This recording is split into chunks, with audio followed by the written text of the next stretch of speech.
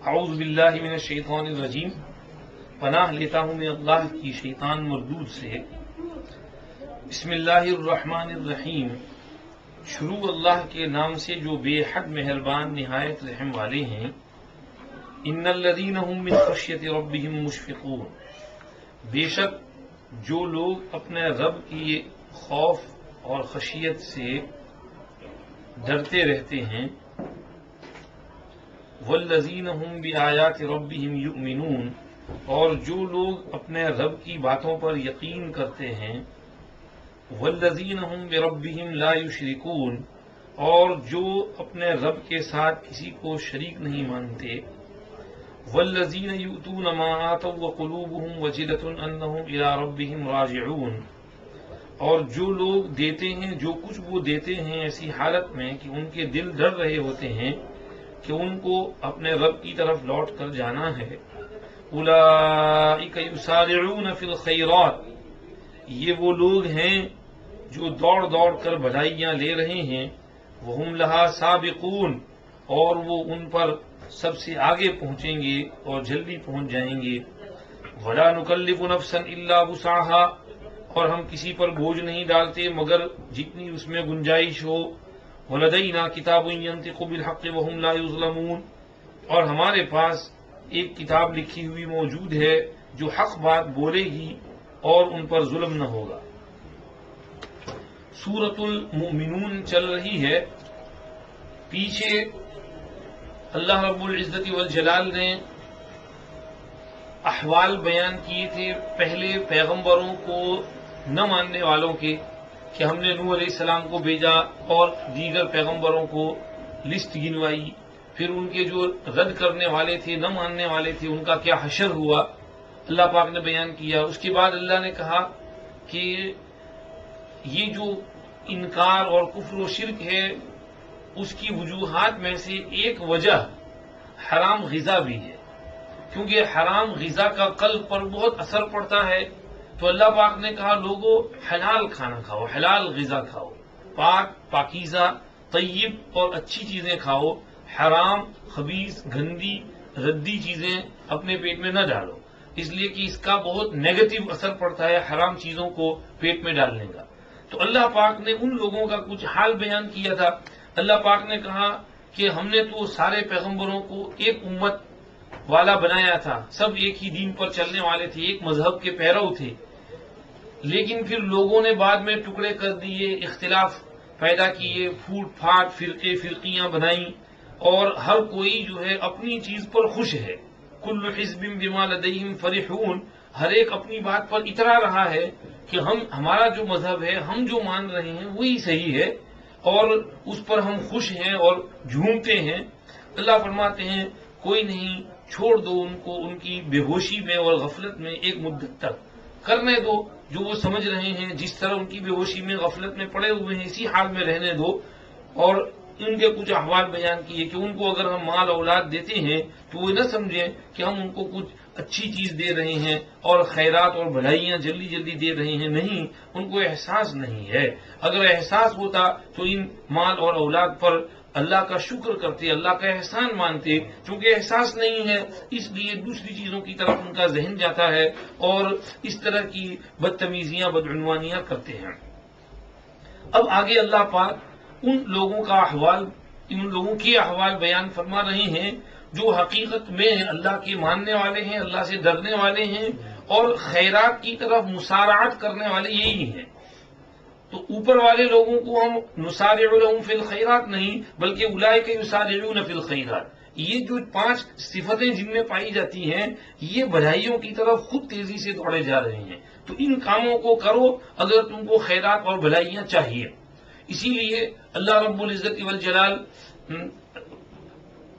انسان کو جو نعمتیں دیتے ہیں وہ 2 قسم کی ہیں، دینی اور دنیاوی۔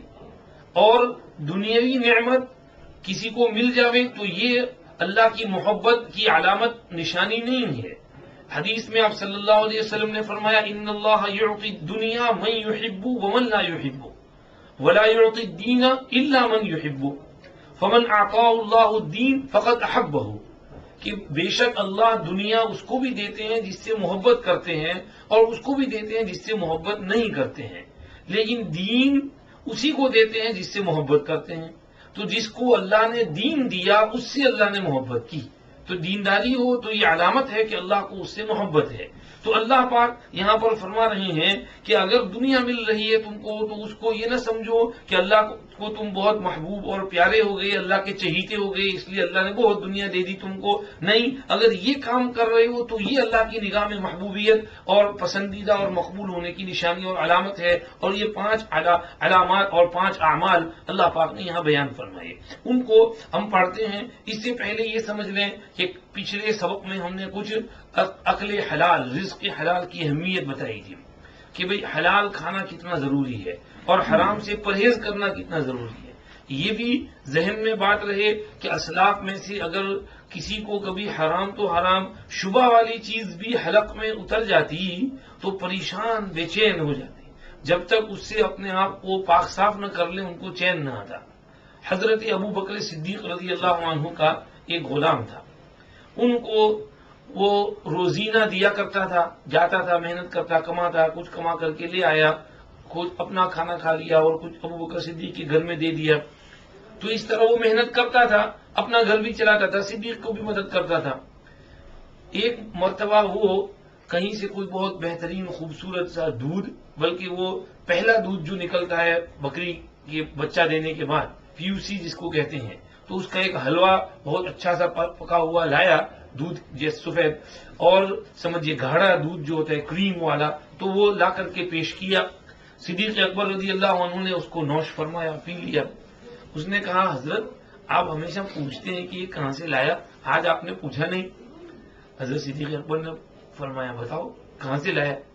کہنے لگا میں زمانے جاہلیت میں اسلام لانے سے پہلے کہانت تو نہیں کرتا تھا، لیکن کبھی کبھار میں ایسی تیر مار دیتا تھا، لگ گیا تو لگ گیا، نہیں تو کچھ نہیں۔ تو ایک دفعہ میں کہیں سے جا رہا تھا تو ایک شخص جو ہے مجھے کچھ میری شکل صورت سے کاہن سمجھ کر آ کر کچھ پوچھنے لگا، تو میں نے اس کی باتیں سنی اور اس کو کچھ کہہ دیا اور بات وہی نکلی جو میں نے کہی تھی، تو بہت خوش ہو گیا۔ اب جو ہے میں اب کے کہیں جا رہا تھا تو اس گاؤں کی طرف سے گزرا، اس نے مجھے دیکھ لیا، پہچان لیا، تو اس نے مجھے بلایا اور اس کے گھر میں یہ بہترین پیوسی اور یہ دودھ وغیرہ تھا اس نے مجھے دیا۔ تو یہ وہ جو معاوضہ ہے اس کا جو میں نے اس کو کہانت کہی تھی اس کی، تو وہ آپ نے کہا۔ حضرت نے کہا وہ تو بات تو نے مجھے بتایا نہیں۔ صدیق اکبر رضی اللہ عنہ ایک طرف گئے، اپنے منہ میں انگلی ڈالی اور زبردستی سب کچھ قے کر کے نکال دیا۔ یہ چیز میرے بدن میں کیسے جائے اور میرے بدن کا جزو کیسے بن سکتی ہے؟ صدیق تو صدیق تھے، ان کا تو مقام ہی ایسا تھا، تو بالکل نہیں اس کو اپنے اس میں پیٹ میں جانے نہیں دیا۔ اور یہ کوئی چیز نہیں، سرکار دو عالم صلی اللہ علیہ وسلم کی یہاں ایک دفعہ کسی کے یہاں سے گوشت آیا ہدیے میں، پکا پکایا۔ آپ صلی اللہ علیہ وسلم نے اس کا ایک نوالا لیا اور نوش فرمانے لگے، لیکن وہ اس نوالے کو آپ چبا رہے ہیں، حلق میں نہیں اترا۔ آپ صلی اللہ علیہ وسلم نے اس کو اگل دیا اور فرمایا مجھے یہ محسوس ہو رہا ہے کہ یہ گوشت ایسی بکری کا ہے جو مالک کی اجازت کے بغیر لے لی گئی ہے، پوچھو کہاں سے؟ تو اس عورت کے گھر پیغام بھجوایا کہ بھئی تم نے یہ گوشت بھیجا تو صحیح، گوشت کہاں سے لیا؟ تو اس نے کہا کہ ہمارے یہاں کچھ مہمان وغیرہ آنے والے تھے تو میں نے نوکر کو بکریوں کی بازار بھیجا کہ ایک بکری خرید کر کے لے آئے، لیکن اس کو وہاں پر کوئی مناسب بکری ملی نہیں، واپس آ گیا۔ تو میرے پڑوسن محلے میں پڑوسن کی یہاں اچھی بکری آئی ہوئی تھی، میں نے اس کو کہلوایا کہ ذرا وہ تمہاری بکری ہے وہ ہم کو ابھی دے دو، پھر بعد میں ہم دوسری بکری تم کو خرید کر لا کر دے دیں گے، اس کے پیسے دے دیں گے۔ تو اس نے کہلوایا کہ میرا شوہر ابھی گھر میں نہیں ہے۔ تو میں نے کہا کہ تمہارا شوہر تھوڑی ناراض ہوگا، مہمان آئے ہوئے بھیج دو نا۔ تو اس نے وہ بکری بھیج دی، تو ہم نے ذبح کر کے وہ پکایا، مہمان کو کھلایا اور آپ کے یہاں بھی کچھ بھیج دیا۔ حضور نے فرمایا نہیں، اس کو کھانا تو درست نہیں ہے، یہ بکری تو مالک کی مالک وہ عورت نہیں ہے، مالک تو شوہر ہے، اس کی اجازت کے بغیر لے لی گئی، اس کو لے جاؤ اور وہ جو قیدی ہیں ان کو یہ سارا کھانا کھلا دو۔ تو جو قیدی تھے ان کو کھلا دیا گیا، وہ غیر مسلم تھے، ان کے لیے اس کا کوئی مسئلہ نہیں تھا، حضور نے دے دیا کہ ان کو کھلا دو، اطعمیہ الاسارا، تو ان قیدیوں کو کھلا دیا گیا۔ تو یہ حال تھا۔ اب صلی اللہ علیہ وسلم کے حلق مبارک میں کوئی حرام کا نوالا کیسے جا سکتا تھا؟ آپ تو رسول اللہ تھے۔ اور یہ چیز جو ہے اللہ پاک اپنے بعض بندوں کو بھی دیتے تھے۔ بعض اکابر میں شاہ ولی اللہ رحمۃ اللہ علیہ کے خاندان میں بعض بزرگان دین ایسے گزرے ہیں کہ ان کے حلق میں حرام تو کیا شبہ والا لقمہ بھی نہیں جاتا تھا، وہ چبا ہی نہیں سکتے تھے، اتر رہا ہی نہیں تھا ان کے حلق میں ایسا نوالا جو حرام ہو یا شبہ والا ہو۔ اور حضرت امام ابو حنیفہ رحمۃ اللہ علیہ ایک مرتبہ کوفہ میں جہاں وہ رہتے تھے ان کے علاقے میں، وہاں کسی کے یہاں سے ایک بکری چوری ہو گئی، چھین لی گئی، غصب ہو گئی۔ تو اب جو ہے شور مچ گیا کہ بھئی فلاں کے یہاں سے بانڈ میں سے کوئی بکری چوری کر گیا، ایک بکری چوری ہو گئی۔ تو امام صاحب رحمۃ اللہ علیہ نے جو بکریاں چرانے والے ہیں ان کو پوچھا کہ بھئی ایسی بکری جو ہے میکسیمم زیادہ سے زیادہ کتنے سال زندہ رہ سکتی ہے؟ انہوں نے کہا اس کی لائف زیادہ سے زیادہ 7 ایئرز ہے، 7 سال۔ تو امام صاحب نے بکری کا گوشت کھانا ہی چھوڑ دیا، 7 سال تک بکری کا گوشت نہیں کھایا۔ کیونکہ اگر بکری کا گوشت کہیں سے خرید کر بھی لائیں گے تو احتمال ہوگا کہ وہ اس بکری کا ہو جو چوری ہوئی، کہ وہ بکری کسی نے بیچی ہو اور وہاں سے، حالانکہ ہم اپنے پیسے سے خریدیں گے لیکن احتمال ہوگا کہ وہ چوری کی بکری کا گوشت ہو۔ تو 7 سال تک بکری کا گوشت کھانا چھوڑ دیا۔ اللہ اکبر، کیا شان ہے، ٹھکانہ ہے ان کے تقوی کا۔ تو تب جا کر کے وہ امام ابو حنیفہ رحمۃ اللہ علیہ بنے ہیں، اور بالکل ایک درہم بھی شک شبہ کا نہیں جاتا تھا، مال میں بھی بالکل محتاط۔ امام ابو حنیفہ رحمۃ اللہ علیہ تاجر تھے، ریشمی کپڑوں کی تجارت کرتے تھے اور منگواتے تھے، بیچتے تھے، اور خود جو ہے تجارت کرنے نہ جاتے تھے، ایجنٹ رکھ رکھے تھے، ABCD زید عمر بکر، اور یہ آ کر کے اپنا ان کے یہاں سے مال لے جاتے تھے، تجارت کرتے تھے، جو پروفٹ ہوتی شیئر آؤٹ کر لیتے تھے۔ ایک مرتبہ امام ابو حنیفہ رحمۃ اللہ علیہ کے یہاں کہیں سے مال آیا ہوا تھا، تو آپ نے ان میں سے کسی دلال کو، کوئی دلال آیا کہ حضرت میں لے جاتا ہوں، بیچتا ہوں، فرمایا ٹھیک ہے، مال دکھایا، اس کو کہا اس میں ایک جو تھان ہے اس میں تھوڑا سا ڈیفیکٹ ہے، تو تم جس کو بیچو تو اس کو بتا دینا کہ اس میں تھوڑا سا نقص ہے اور کمی ہے۔ ان کا ٹھیک ہے، وہ لے گیا۔ اب شہر میں گھومتا رہا دن بھر، دوسرے دن، تیسرے دن، پھر جب وہ سارا کپڑا شپڑا بک گیا تو اس کے بعد پیسے ویسے لے کر آیا۔ اب جو ہے پیسے لے کر جب آیا تو پہلی چیز امام صاحب نے پوچھی کہ وہ تم نے جو ڈیفیکٹ والا کپڑا بیچا تھا اس کو بتایا تھا کہ اس میں ڈیفیکٹ ہے؟ اوہو، میں تو بھول گیا، میں تو بتایا نہیں تھا۔ آپ نے کہا میں نے تم کو بولا تھا کہ بھئی اس کو یہ نقص اور یہ جو سلائٹ ڈیفیکٹ والا کپڑا ہے بتا دینا، بتایا نہیں۔ اچھا کس کو بیچا تھا؟ مجھے یاد نہیں، میں تو پورا شہر گھومتا رہا کہ کس کو بیچا تھا، اب اس کو ٹھیک بھی نہیں کر سکتے ہیں، ریٹریو بھی نہیں کر سکتے۔ تو امام ابو حنیفہ رحمۃ اللہ نے فرمایا یہ جتنے پیسے آئے ہیں وہ سارے کے سارے غریبوں میں صدقہ کر دو۔ تو پورا جو سمجھیے اس اسٹاک کا جو پیسہ آیا تھا سارا غریبوں کے اندر صدقہ کروا دیا کہ یہ ہمارے لیے کیسے ٹھیک ہو سکتا ہے، ہم نے ایک عیبدار اور خراب کپڑے کو اچھا اور ٹھیک کہہ کر کے بیچ دیا ہے، دھوکہ ہوا ہے، یہ پیسہ ہمارے لیے جائز نہیں ہے۔ امام صاحب رحمۃ اللہ علیہ نے پورا سب تقسیم کر دیا۔ یہ ہمارے اسلاف تھے کہ حلال کے معاملے میں کتنا احتیاط کرتے تھے کہ سمجھیے بالکل کوئی چیز حرام کا ایک لقمہ اور ایک پیسہ ان کے مال میں نہیں آنا چاہیے۔ امام بخاری رحمۃ اللہ علیہ کے والد اسماعیل ابن ابراہیم کا جب انتقال ہو رہا ہے، امام بخاری رحمۃ اللہ علیہ تو چھوٹے ہیں، یتیم ہو گئے تھے، تو انتقال کے وقت وہ فرما رہے ہیں کہ الحمدللہ میں جتنی میراث چھوڑ رہا ہوں اس میں 1 درہم بھی شبہ کا نہیں ہے، میری ساری کمائی، سارا پیسہ حلال محنت کا، پسینے کا پیسہ ہے، اس میں کوئی بھی تمہیں حرام کا تو دور کی بات رہی، شبہ کا پیسہ بھی نہیں ہے اس میں۔ اب جب وہ پیسہ امام بخاری پر خرچ ہوا اور اس سے انہوں نے تعلیم حاصل کی اور علم پڑھا اور گشت کیا، ان کے یہ 2 بھائی تھے، محمد ابن اسماعیل بخاری اور احمد ابن اسماعیل ان کے بڑے بھائی، اور ان کی امی، تو ان کی امی جو ہے انہوں نے ان کو پالا اور بڑا کیا۔ پھر جب وہ بڑے ہوئے تو ان کو مجالس درس میں بھیجنے لگے، پھر جو باپ کی میراث میں جو پیسے ملے تھے اور ان کا جو شیئر تھا، جب وہ بالغ ہوئے، بڑے ہوئے، ان کو دیا، تو اس کے ساتھ وہ اپنے بھائی اور امی کے ساتھ حج میں گئے، اور حج میں سے بھائی اور امی تو واپس چلی آئی بخاری وہیں رہ گئے، اور وہیں پر مکہ، مدینہ، حجاز، عراق، مصر، شام، یمن کے اسفار کرتے رہے اور طلب علم حدیث میں مشغول رہے، پھر علم حاصل کیا، سارے پیسے طلب علم میں خرچ کر دیے، تب جا کر کے بخاری بنے ہیں۔ تو یہ سمجھیے بالکل حلال کمائی کا جو پیسہ ہے اس کے اثرات جو ہیں وہ دور تک پہنچتے ہیں۔ تو انسان یہ کوشش کرے کہ میری کمائی میں کوئی بھی سمجھیے درہم اور ایک پیسہ بھی شک شبہ کا نہ ہے۔ اور عجیب بات ہے، اللہ معاف کرے، آج کل عوام کا حال کچھ ایسا ہو گیا ہے کہ اس میں شبہ کا تو نہیں، حرام کا پیسہ بھی مکس ہو جاتا ہے۔ بینک اکاؤنٹ میں پیسے ہوتے ہیں، اس میں سود ملتا ہے۔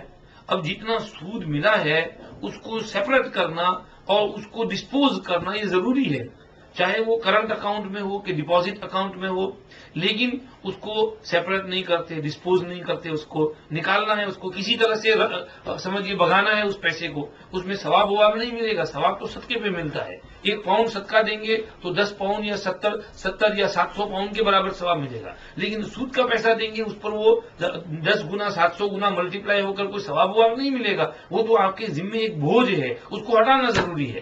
لیکن لوگ کیا کرتے ہیں، بینک بیلنس آتا ہے، اس میں دیکھتے ہیں، اس میں لکھا ہوتا ہے کہ انٹرسٹ سو مچ، لیکن اس کو کہتے ہیں چلو یار چلتا ہے، کیا ہے اس کے اندر، جانے دیا۔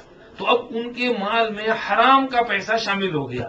حالانکہ ہر سال جب آپ زکوٰۃ نکالیں تو جہاں زکوٰۃ کا حساب کریں تو یہ اپنے پرانے اسٹیٹمنٹ دیکھیں کہ پچھلے سال میرے جتنے بینک اسٹیٹمنٹس آئے ہیں تو ان میں کتنا انٹرسٹ ہے، اور اس کو کیلکولیٹ کریں، چاہے وہ تھوڑا ہی ہو، 5 پاؤنڈ 10 پاؤنڈ 20 پاؤنڈ 25 پاؤنڈ، تو اتنا انٹرسٹ کا جو پیسہ ہے اس کو آپ نکالیں، اس کو کہیں کسی ایسے فنڈ میں دے دیں کہ جو سمجھیے کہ بالکل مجبوری نیسیسٹی والا ہو، چاہے گوروں کے فنڈ میں دے دیں، چلڈرن ان نیڈ میں دے دیں، آکسفام میں دے دیں، یا کہ پیچھے ملک میں کوئی غریب ہو، اس کی یہاں بیت الخلا بنانا ہو، روڈ بنانا ہو، گھر میں کچھ نہ ہو، تو ایسے غریب کو دے دیں بغیر صدقہ کی نیت کی کہ وہ اس کو استعمال کر لے، یا ایسا کوئی ڈیزاسٹر اسٹرک ہوا ہو وہاں پر بھیج دیں، فیمین ڈراؤٹ وغیرہ ہوا ہو ایسی جگہ پر بھیج دیں، لیکن اس پیسے کو اپنے ساتھ شامل نہ کریں۔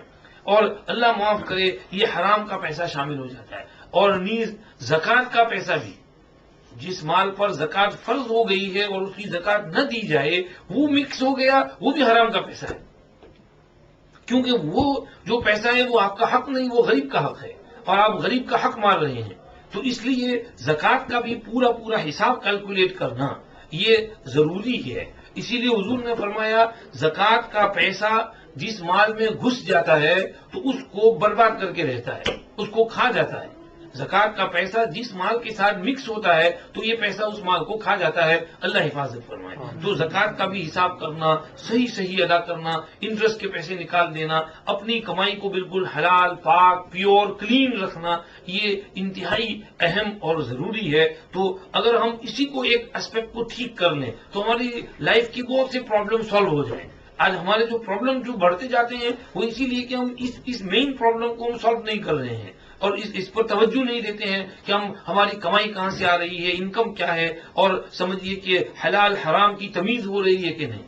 حضرت نعمان ابن مقرن رضی اللہ عنہ کی حدیث میں ہے، انہوں نے پوچھا یا رسول اللہ ارائیت اذا صلیت المکتوبات، اور اذا صلیت المکتوبات آگے وآتیت الزکاۃ، اور آگے ہے واحللت الحلال وحرمت الحرام ادخل الجنہ قال نعم۔ انہوں نے پوچھا یا رسول اللہ میں 5 فرض نمازیں پڑھ لیا کروں اور اپنے ذمے جو زکوٰۃ صدقہ ہے وہ دے دیا کروں، اور حلال کو حلال جانوں، حرام کو حرام جانوں، تو میں جنت میں جاؤں گا؟ فرمایا ضرور جنت میں جاؤ گے۔ تو حلال کو حلال جاننا، حرام کو حرام سمجھنا بہت ضروری ہے۔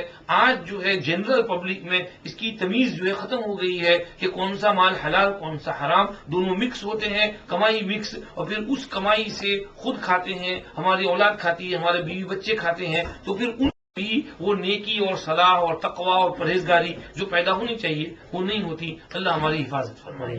تو یہ چیز ضروری ہے، اس کا ذرا لحاظ رکھنا سب ضروری ہے۔ اور اس میں آپ کو اور بھی وہ کابل کے اس کا بھی قصہ موجود ہے۔ شاہ کابل جو ہے اس کا بیٹا شہزادہ جو گیا ہوا ہے میدان جنگ میں، ادھر سے خبر آئی کہ بیٹا شہزادہ جو ہے اس کو شکست ہوئی، اور سمجھیے فوج لے کر کے پیچھے بھاگا اور شکست کھا کر لوٹ رہا ہے۔ یہ خبر جب آئی تو اس کی ماں جو ہے وہ کہنے لگی کہ نہیں، یہ ہو نہیں سکتا، میرا بیٹا شکست کھا جاوے ہار جاوے نہیں ہو سکتا واقعی. چنانچہ پھر خبر آئی کہ بھئی پہلا نیوز غلط تھا. صحیح بات یہ ہے کہ فوج تھوڑی بہت پیچھے ہٹی ہوگی مگر وہ ایک ٹیکٹیکل ریٹریٹ تھا. اس کے بعد آگے بڑھی اور دشمن پر غلبہ پا لیا. جب پوچھا گیا کہ تو نے اتنے کانفیڈنس سے کیوں ایسی بات کہی تھی تو اس نے کہا کہ یہ میرا بچہ جو ہے یہ جب پیدا ہوا اور میں نے دودھ پلایا اس کو تو میں نے کبھی اس کو بے وضو دودھ نہیں پلایا. ہمیشہ اس کو دودھ پلانے سے پہلے میں وضو کرتی تھی, بسم اللہ پڑھتی تھی, پھر اس کو دودھ پلاتی تھی. تو اس کے پیٹ میں اپنی ماں کا سمجھیے باوضو والا بالکل سمجھیے کہ نیکی تقوی ذکر فکر والا دودھ گیا ہے. تو مجھے یقین تھا کہ یہ بیٹا شکست نہیں کھا سکتا. تو یہ جب اس کی پرورش جو ہے اتنی اچھی ہوئی ہے تو ظاہر ہے اس کے اثرات بھی اس پر مرتب ہوں گے. تو یہ اولاد کے اوپر بھی ہماری کمائی کے اور ہماری انکم کے اثرات پڑتے ہیں. اگر ہماری کمائی ہماری محنت کا خون پسینے کا پیسہ ہو اللہ اس میں برکت بھی بہت دیتے ہیں, اور حرام کا پیسہ ہو پھر وہ جیسا آتا ہے ویسے ہی چلا جاتا ہے اور نکل جاتا ہے. وہ حضرت تھانوی رحمۃ اللہ علیہ ایک جگہ لکھتے ہیں, دو تین چور تھے, انہوں نے گھوڑا چوری کیا کہیں سے. اب وہ لا کر کے سمجھیے کہ بازار میں کھڑا کیا, بھوک لگی تھی تو ایک کو کہا کہ تو یہاں گھوڑے کو سنبھال, ہم تھوڑا کھانا وانا کچھ لے آتے ہیں کھاتے ہیں پھر دیکھتے ہیں. تو وہ گئے کھانا لینے کے لیے. ادھر جو یہ گھوڑا پکڑ کے کھڑا تھا, اب آیا ایک گھر گھوڑا خریدنے کے لیے. انہوں نے کہا گھوڑا کتنے کا ہے؟ جی اتنے کا ہے. کتنا جو دے دو یار, جو ہے چوری کا مال ہے, چوری کا مال تو ویسے بھی. کہتے اچھا میں ذرا چیک کروں کہاں. وہ اوپر بیٹھا گھوڑے پر اور ہیڈ ماری.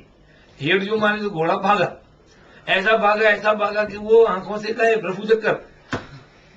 اب وہ دونوں کھانا لے کر کے آئے. اس نے پوچھا کہ بھائی کیا ہوا گھوڑے کا؟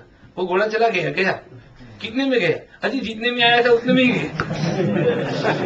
جتنے میں آیا تھا اتنے میں ہی گیا. وہ آیا بھی تھا چوری میں اور گیا بھی چوری میں. تو جو مال حرام کا آتا ہے پھر وہ جاتا ہے بھی حرام طریقے سے. تو ہم لوگ اگر اس کا اہتمام نہیں کریں گے کہ ہماری کمائی حلال ہو, حرام کمائی ہوگی پھر جائے گی بھی حرام طریقے سے. اسی لیے بزرگان دین فرماتے ہیں کہ یہ سمجھیے انسان کا رزق جو ہے اس کو مل کر رہنے والا ہے. اب یہ اس کی ذمہ داری ہے کہ وہ حلال طریقے سے اس کو لیتا ہے یا حرام طریقے سے. حضرت مولانا زین العابدین مفتی زین العابدین رحمۃ اللہ علیہ فرماتے تھے یہ کمرہ ہے, اس کے 2 دروازے ہیں, اس میں جو ہے رزق رکھا ہوا ہے کہ آپ کا رزق جو ہے یہاں ہے, آپ یہاں سے آ کر لو. ایک دروازہ حلال کا ہے, دوسرا دروازہ حرام کا ہے. یہ آپ کو اختیار ہے کہ آپ حلال دروازے سے آ کر لیتے ہیں یا حرام دروازے سے آ کر لیتے ہیں. رزق ملے گا اتنا ہی جتنا آپ کی قسمت میں ہے, اس سے زیادہ نہیں ملے گا. تو یہ آپ کی ذمہ داری ہے کہ آپ حلال دروازے سے آ کر کے لیں. اگر حرام دروازے سے آ کر لیں گے ملے گا اتنا ہی, لیکن وہ حرام طریقے سے کھانے اور لینے کا گناہ بھی وہاں پر ہوگا. حضرت علی کرم اللہ وجہہ ایک مرتبہ کہیں سفر میں تشریف لے جا رہے ہیں, ایک مسجد کے پاس پہنچے, چاہا کہ اندر جا کر ذرا نماز پڑھ لیں. تو ادھر ادھر ذرا دیکھا کوئی پول ہو تو اس کے ساتھ گھوڑا باندھیں, تو کوئی پول وول کچھ نظر نہیں آیا. تو ایک آدمی آیا, اس نے کہا حضرت کیا بات ہے؟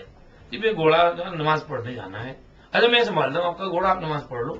اچھا یہ جی. حضرت علی گئے, وضو کیا, مسجد میں نماز پڑھی اور نماز پڑھ کر کے کچھ دعا مانگی. پھر سوچا کہ یہ آدمی کتنا اچھا ہے, جس نے میرے لیے گھوڑا سنبھالا, چلو میں اس کو تھوڑا سا ہدیہ پیسہ دے دیتا ہوں. تو جیب میں سے کچھ پیسے نکالے, باہر آئے تو کیا دیکھتے ہیں گھوڑا کھڑا ہے, آدمی غائب, اور گھوڑے کے اوپر جو ساگل تھا زین, وہ زین نکال کر لے گیا, زین بھی غائب. تو حضرت علی نے اس گھوڑے کو سنبھالا اور کوئی آدمی دیکھا تو کوئی وہاں سے کسی کو کہا بھائی ذرا ادھر آنا, ذرا بازار میں سے کوئی زین ملے تو لے آنا, میرے گھوڑے پر زین چاہیے. وہ پیسے اس کو پکڑائے. یہ آدمی اس پیسے کو لے کر کے بازار میں گیا تو چور کھڑا تھا وہاں. کہا زین بیچو گے؟ ہاں. کتنے میں؟ بھائی جو ہے وہی دے دو نا. ہاں تو بات ہم یہ کر رہے تھے کہ بھئی انسان جو ہے اس کو چاہیے کہ اپنی کمائی جو ہے وہ حلال رکھے, اور جو ملنے والا ہے وہی ملنے والا ہے, زیادہ نہیں ملے گا. تو اس لیے اس کا اہتمام کرے اور فکر کرے کہ بھئی میرا پیسہ کہاں سے آ رہا ہے. بہرحال یہ مضمون پچھلے اس میں کچھ سمجھایا تھا, پھر کبھی انشاءاللہ اس پر روشنی ڈالیں گے. اگر اللہ نے جی چاہا، مگر اس طرف توجہ دی جائے۔ ہمارے بڑے بوڑھے کبھی بہت حکیمانہ بات کہتے ہیں، بڑے میاں کہنے لگے بھئی اس کنویں کے اندر پانی بہت پڑا ہوا ہے، آپ اس میں ہاتھ مارو گے تو ہاتھ میں جتنا آ سکتا ہے اتنا ہی آئے گا، اس سے زیادہ نہیں آئے گا۔ تو دنیا میں دولت بہت پڑی ہے، ہاتھ مارو گے تو جتنی قسمت میں ہے اتنی ہی آئے گی، اس سے زیادہ نہیں آئے گی۔ اس لیے بہت زیادہ اپنے آپ کو مت تھکاؤ، اور حرام طریقوں سے ڈرگز بیچ کر کے کسی اور طرح سے جلدی مالدار بن جانے کی کوشش مت کرو۔ حدیث میں آپ صلی اللہ علیہ وسلم نے فرمایا بھی، الا وَإِنَّ نَفْسًا لَن تَمُوتَ حَتَّى تَسْتَكْمِلَ رِزْقَهَا فَاتَّقُوا اللَّهَ وَأَجْمِلُوا فِي الطَّلَبِ، اور فرمایا وَلَا يَحْمِلَنَّكُمْ اسْتِبْطَاءُ الرِّزْقِ عَلَىٰ أَن تَطْلُبُوهُ بِمَعْصِيَةِ اللَّهِ فَإِنَّمَا عِندَ اللَّهِ لَا يُدْرَكُ إِلَّا بِطَاعَتِهِ۔ سنو، کوئی آدمی اس وقت تک نہیں مرے گا جب تک اپنی روزی پوری وصول نہ کر لے، لہذا اللہ سے ڈرو اور روزی کی تلاش میں کوئی اچھا طریقہ اختیار کرو، اور روزی اگر تمہارے پاس دیر کرے آنے میں تو اس کی وجہ سے ایسا نہ کرنا کہ اللہ کی نافرمانی کر کے اس کو ڈھونڈو، اس لیے کہ اللہ کے پاس جو کچھ ہے وہ اللہ کی فرما برداری سے ہی مل سکتا ہے، تو اللہ سے مانگو، اس کی فرما برداری کر کے اس کو حاصل کرنے کی کوشش کرو، گناہ کے راستے سے اس کو حاصل کرنے کی کوشش مت کرو۔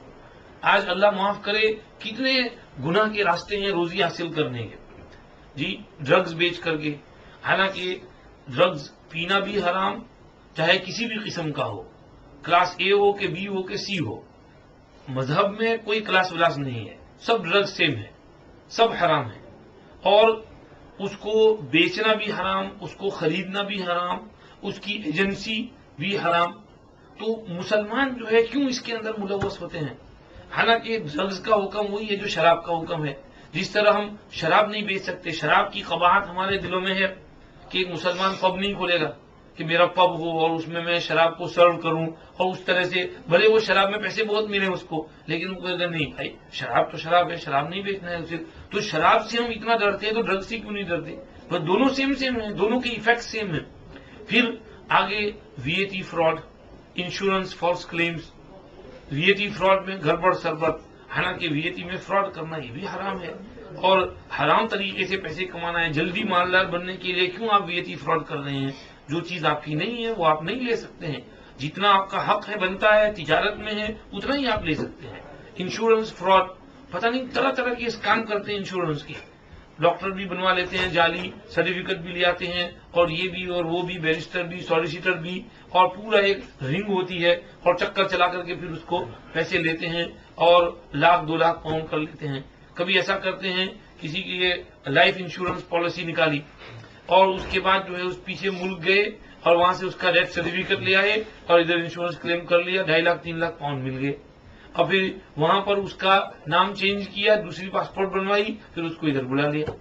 تو اب جو ہے جناب، اب انشورنس کمپنی کو پتا چلا، نالج یونین کو، انہوں نے جو ہے ادھر آدمی انویسٹیگیٹ کرنے کے لیے 2 آدمی بھیجے، زیادہ سے زیادہ اتنا خرچہ ہی ہوا ان کا 2 آدمیوں کے ٹکٹ وکٹ کا اور ان کے ایکسپینس رہا ہے۔ وہاں جا کر پتا چلا کہ یہ جو سب کام تھا جھوٹی جناب سرٹیفکیٹ لائے تھے، تو آ کر کے پکڑا اور جناب کیس ہوا اور جیل میں جانا پڑا۔ تو کتنی رسوائی اور ذلت دنیا کے خاطر، اپنی بھی بدنامی، اپنے اسلام مسلمان کی بھی بدنامی اور پوری قوم کی بدنامی، اور اللہ کے یہاں گناہ ہوگا وہ الگ، اللہ کے یہاں پکڑ ہے وہ تو ہے، یہ بھی حقوق العباد میں شامل ہے۔ اور بھلے ہم کسی غیر ملک میں رہیں لیکن اس کا مطلب یہ نہیں کہ ہم اس طرح سے ان کو دھوکہ دے کر کے ان کی چیزیں لینے کی کوشش کریں۔ تو یہ انشورنس کی فالس کلیم کرنا، یہ سب حرام کمائی کے طریقے ہیں، اور جلدی جلدی مالدار بننے، اور یہ X5 بلیک اور رینج روور اور مرسیڈیز اور BM اور یہ سب چلانے کا شوق جو ہے وہ غالب آتا ہے، پھر وہ خواہشات پوری ہوتی نہیں ہیں، اس لیے وہ اس طرح سے سب کرتے ہیں، یہ سب اس کے اندر آ جاتا ہے، اور اگر ایسا کریں گے نہ ہوگا۔ اور سمجھیے کہ یہ چیز ہے، اللہ پاک امت کی حفاظت فرمائے، صحیح ہدایت نصیب فرمائے۔ بچوں کا بھی خوب خیال رکھنے کی ضرورت ہے۔ بچے گھر میں جو ہے ایکسپینسو ٹرینرز لے کر کے آئے ہیں، ایکسپینسو ڈیزائنر ویئر لے کر لانا شروع کریں، تو باپ کو تو یہ فوراً پوچھے تو یہ سب لایا کہاں سے، پیسے کہاں سے؟ میں نے تو دیا نہیں تھا پیسہ، تو یہ 150 پاؤنڈ کا جوتا کہاں سے لایا، یہ 200 پاؤنڈ کا ٹاپ کہاں سے لایا، یہ 100 پاؤنڈ کے جینز کہاں سے لایا، اور یہ 500 پاؤنڈ کی رولیکس گھڑی کہاں سے لایا؟ تو یہ سب سوال کرو، کیونکہ یہ جہاں وہ لوجی پیسے ہوتے ہیں اس میں، تو بچے کو بچپن سے ہی ایسی عادت پڑ جائے تو پھر وہ خراب ہوگا، اس کی نیتیں بگڑے گی، چوری کی عادت پڑے گی. اس لیے بچوں پر بھی بہت زیادہ تاکید رکھنے اور نگرانی کرنے کی ضرورت ہے. اللہ ہمارے نوجوان نسلوں کی حفاظت فرمائے. بہرحال یہ تو وہ حلال حرام کے بارے میں کچھ باتیں ذہن میں آئیں، اس لیے میں نے اس سبجیکٹ کو تھوڑا اور سٹریچ کر دیا. آگے پھر انشاءاللہ آج کا سبق پڑھتے ہیں. ان الذین هم من خشیۃ ربهم مشفقون، جو اپنے رب کے خوف سے ڈرتے رہتے ہیں، ان کے دل میں رب کی خشیت ہے. خشیت، خوف، سمجھیے کہ اس سے وہ ڈرتے رہتے ہیں. حسن بصری رحمۃ اللہ علیہ فرماتے ہیں مومن نیک کام کر کے بھی اللہ سے ڈرتا ہے، اور منافق برا کام کر کے بھی کہتا ہے کہ میں جنت میں جاؤں گا اور جنت کی تمنا کرتا ہے، حالانکہ گناہ کر رہا ہے پھر بھی اس کو خدا کا خوف نہیں. تو جن کے دل میں خدا کی خشیت ہے اور اس خشیت کی بنا پر وہ ڈرتے رہتے ہیں، اور یہ خشیت بہت قیمتی چیز ہے. اللہ پاک سورہ بینہ کے اندر کیا فرماتے ہیں؟ ذالک لمن خشی ربہ. یہ ساری نعمتیں جنت کی جو اوپر سے بیان ہوئی اس کو ملیں گی جو اپنے رب سے خشیت رکھتا ہو، دل میں خدا کا خوف ہو. اور اللہ پاک فرماتے ہیں من خشی الرحمن بالغیب وجاء بقلب منیب ادخلوها بسلام ذالک یوم الخلود. جو رحمان کو دیکھے بغیر اس کی خشیت دل میں رکھے گا اور ڈرتا رہے گا تو اور قلب منیب لے کر کے آئے گا، اللہ کے سامنے جھکنے والا، رجوع ہونے والا دل لے کر کے آئے گا، تو اللہ اس کو کہیں گے آ جاؤ جنت میں سلامتی کے ساتھ. یہ ہمیشہ رہنے کی جگہ ہے، اب رہو اس کے اندر. تو دل کے اندر خدا کی خشیت، خوف واقع سمجھیے کہ پیدا ہونا چاہیے. اللہ پاک نے اسی لیے فرمایا انما یخشی اللہ من عبادہ العلماء ان اللہ عزیز غفور. اللہ کی خشیت انہی بندوں کے دلوں میں ہوتی ہے جو اللہ کو جانتے ہیں، اللہ کا علم رکھتے ہیں. علماء یعنی عالم علم دین کے معنی علم اللہ کا علم رکھتے ہیں. بعض آدمی اس کتابوں کا جو سلسلہ ہے 6 سال 8 سال کا، تو یہ سلسلہ سے تو نہیں گزرے ہیں، لیکن اللہ کی معرفت اور علم ان کو بہت ٹھوس حاصل ہے، اور اللہ کا خوف اور خشیت ان کے دل میں بہت زیادہ پائی جاتی ہے. ہمارے بڑے بوڑھوں کو دیکھ لو، وہ حالانکہ دیہات میں رہتے تھے، انہوں نے مدارس، مکاتب اور دارالعلوم نہیں دیکھے، یہاں گئے نہیں، پڑھا نہیں، حدیث کی کتابیں نہیں پڑھی، لیکن وہ علماء جیسی شان رکھتے تھے، ان کا ایک وقار ہوتا تھا.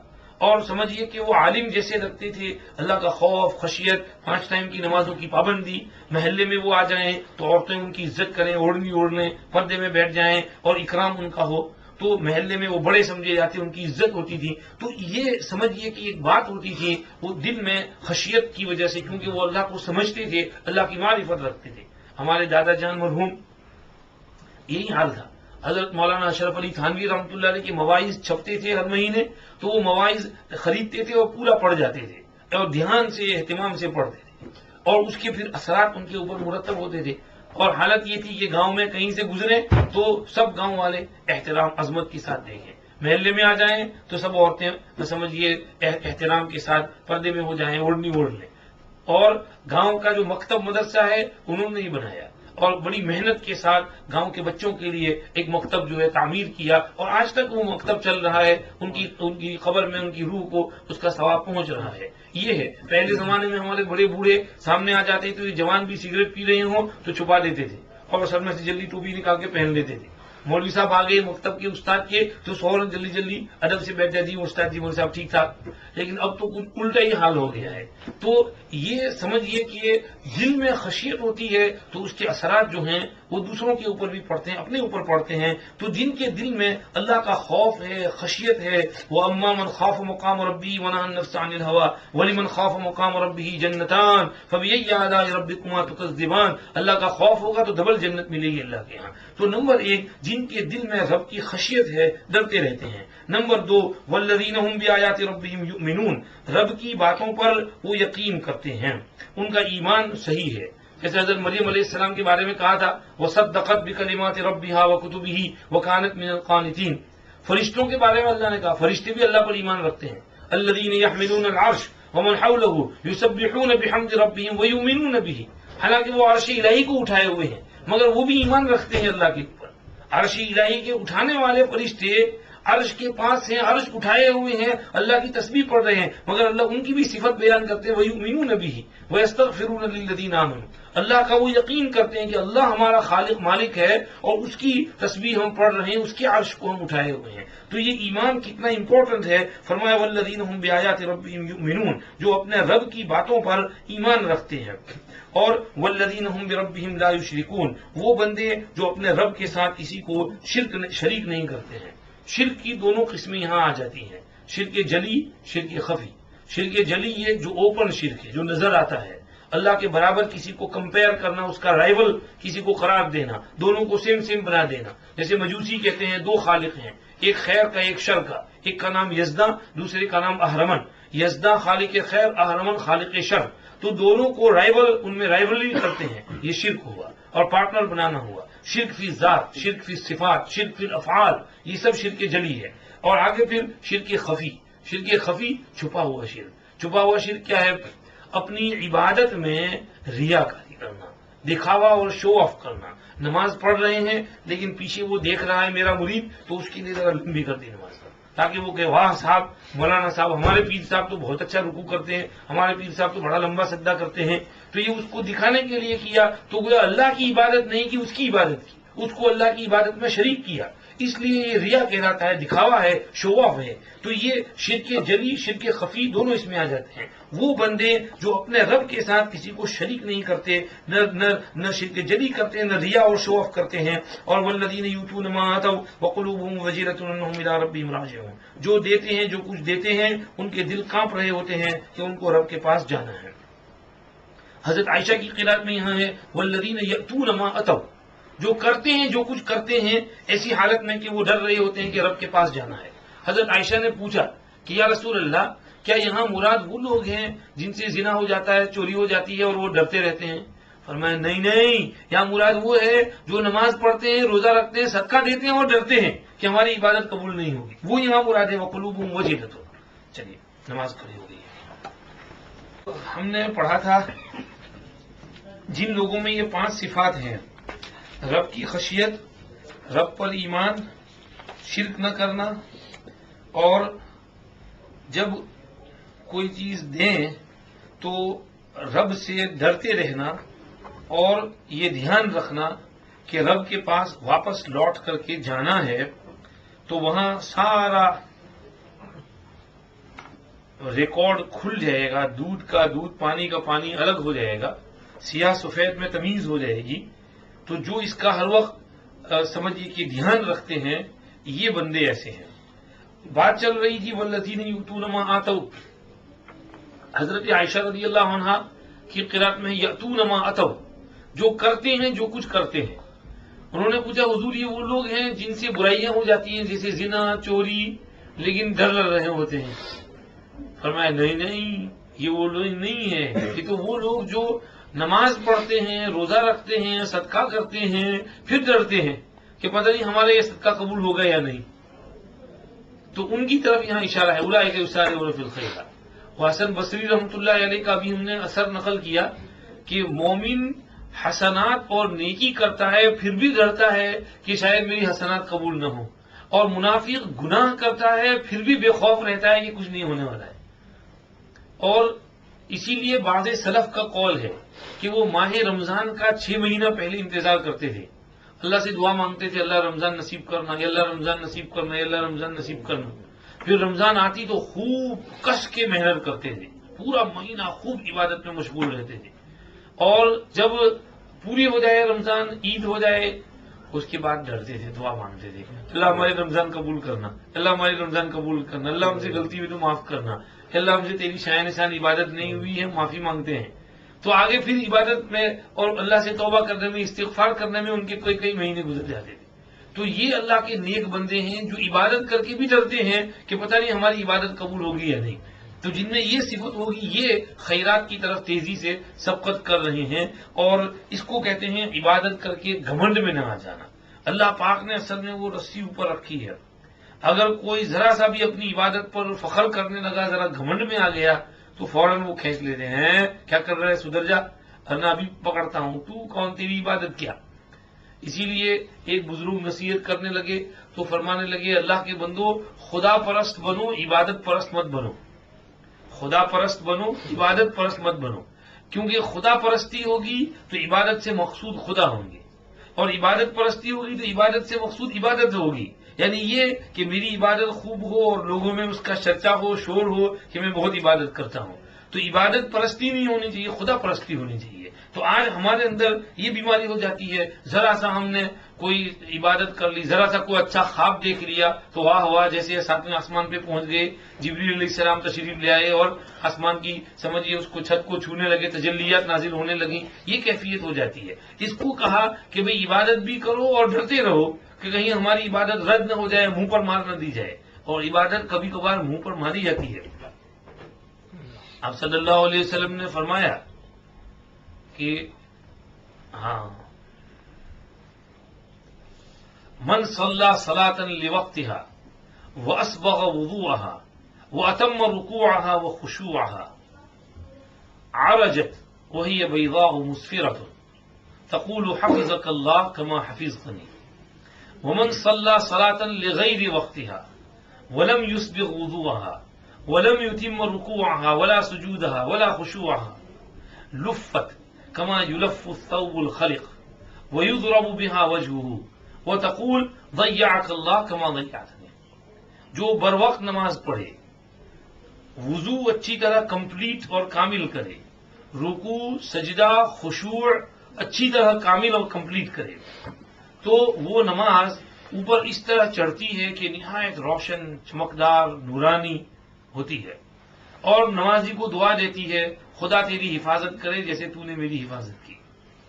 اور جو شخص نماز کو بے وقت پڑھے، وقت نکل جانے کے بعد پڑھے، اور بالکل قضا کرتے کرتے پڑھے یا قضا کر کے بعد پڑھے، اور اس کا وضو بھی ٹھیک سے نہ کرے، اور رکوع سجدہ خشوع ٹھیک سے نہ کرے، تو اس کو اس طرح لپیٹا جاتا ہے جیسے پرانا بوسیدہ کپڑا لپیٹتے ہیں چیٹڑے کو، ٹیشو پیپر کو، پھر اس کو اس کے منہ پر مار دیا جاتا ہے، اور وہ نماز اس کو بددعا دیتی ہے ضیعک اللہ کما ضیعتنی، خدا تجھ کو اسی طرح ضائع اور ابینڈن کرے جیسے تو نے مجھ کو ابینڈن کیا۔ تو یہ لوگ ڈرتے ہیں کہیں میری عبادت میرے منہ پر نہ مار دی جائے، کہیں اللہ ناراض نہ ہو جائے کہ تو کون، تیری عبادت کیا ہے۔ تو اس لیے عبادت کر کے بھی ڈرنا ضروری ہے۔ اسی لیے وہ قصہ سنتے رہتے ہیں، وہ بنی اسرائیل کا کوئی عابد راہب 500 برس تک عبادت کی، اور اللہ پاک نے وہاں اس کے لیے سمجھیے کہ انار کا درخت اگا دیا تھا، روزانہ ایک انار کھا لیتا، میٹھے پانی کا چشمہ بہ رہا تھا تو چشمے سے میٹھا میٹھا پانی پی لیتا، عبادت کرتا رہتا، مر گیا تو اللہ کے یہاں پہنچا، اللہ پاک نے کہا جاؤ اس کو میرے فضل سے جنت میں لے جاؤ۔ اس نے کہا آپ کے فضل سے جنت میں جاؤں گا اور میری 500 برس کی عبادت؟ اللہ پاک نے کہا اچھا تیری عبادت؟ تو فرمایا فرشتوں اس کو ذرا جہنم کی طرف لے جاؤ۔ تو اب جہنم کی طرف لے جانے لگے تو راستے میں اس کو شدید پیاس لگی، اس نے کہا پیاسے مرے جا رہا ہوں پیاسے مرے جا رہا ہوں، پانی دو پانی دو۔ فرشتوں نے کہا پانی چاہیے؟ ایک گلاس پانی کے لیے پوری زندگی کی عبادت دے دو تو ایک گلاس پانی ملے گا۔ کہا لے لو پوری زندگی کی عبادت، لیکن پانی تو دے دو ایک گلاس۔ ایک گلاس پانی پیا، ہائے ذرا سانس میں سانس آیا۔ اب جو ہے وہاں پر آ کر کھڑے ہیں اور ادھر جو ہے وہ دوزخ نظر آ رہی ہے۔ فرمایا اب تیری عبادت کہاں ہے؟ تیرے پاس کوئی عبادت تو ہے نہیں، اب جاؤ اس میں جمپ لگاؤ۔ انہوں نے کہا بابا آپ کے فضل سے ہی جنت میں ہے۔ اللہ پاک نے کہا تجھے تیری عبادت پر گھمنڈ ہے اور وہ ساری زندگی تجھے انار کھلایا اور میٹھا پانی پلایا، وہ اس کا حساب کہاں ہے؟ جب اس نے کہا بابا آپ کے فضل سے جنت، اب دماغ ٹھکانے ہے، جاؤ لے جاؤ اس کو جنت میں۔ تو اللہ پاک جو ہے یہ دماغ کو کبھی درست کرتے ہیں۔ ہمیں ہمارے دماغ میں گھمنڈ نہیں پیدا کرنا چاہیے کہ میں بہت بڑا متقی، میں بڑا پرہیزگار اور میں بڑا عبادت گزار۔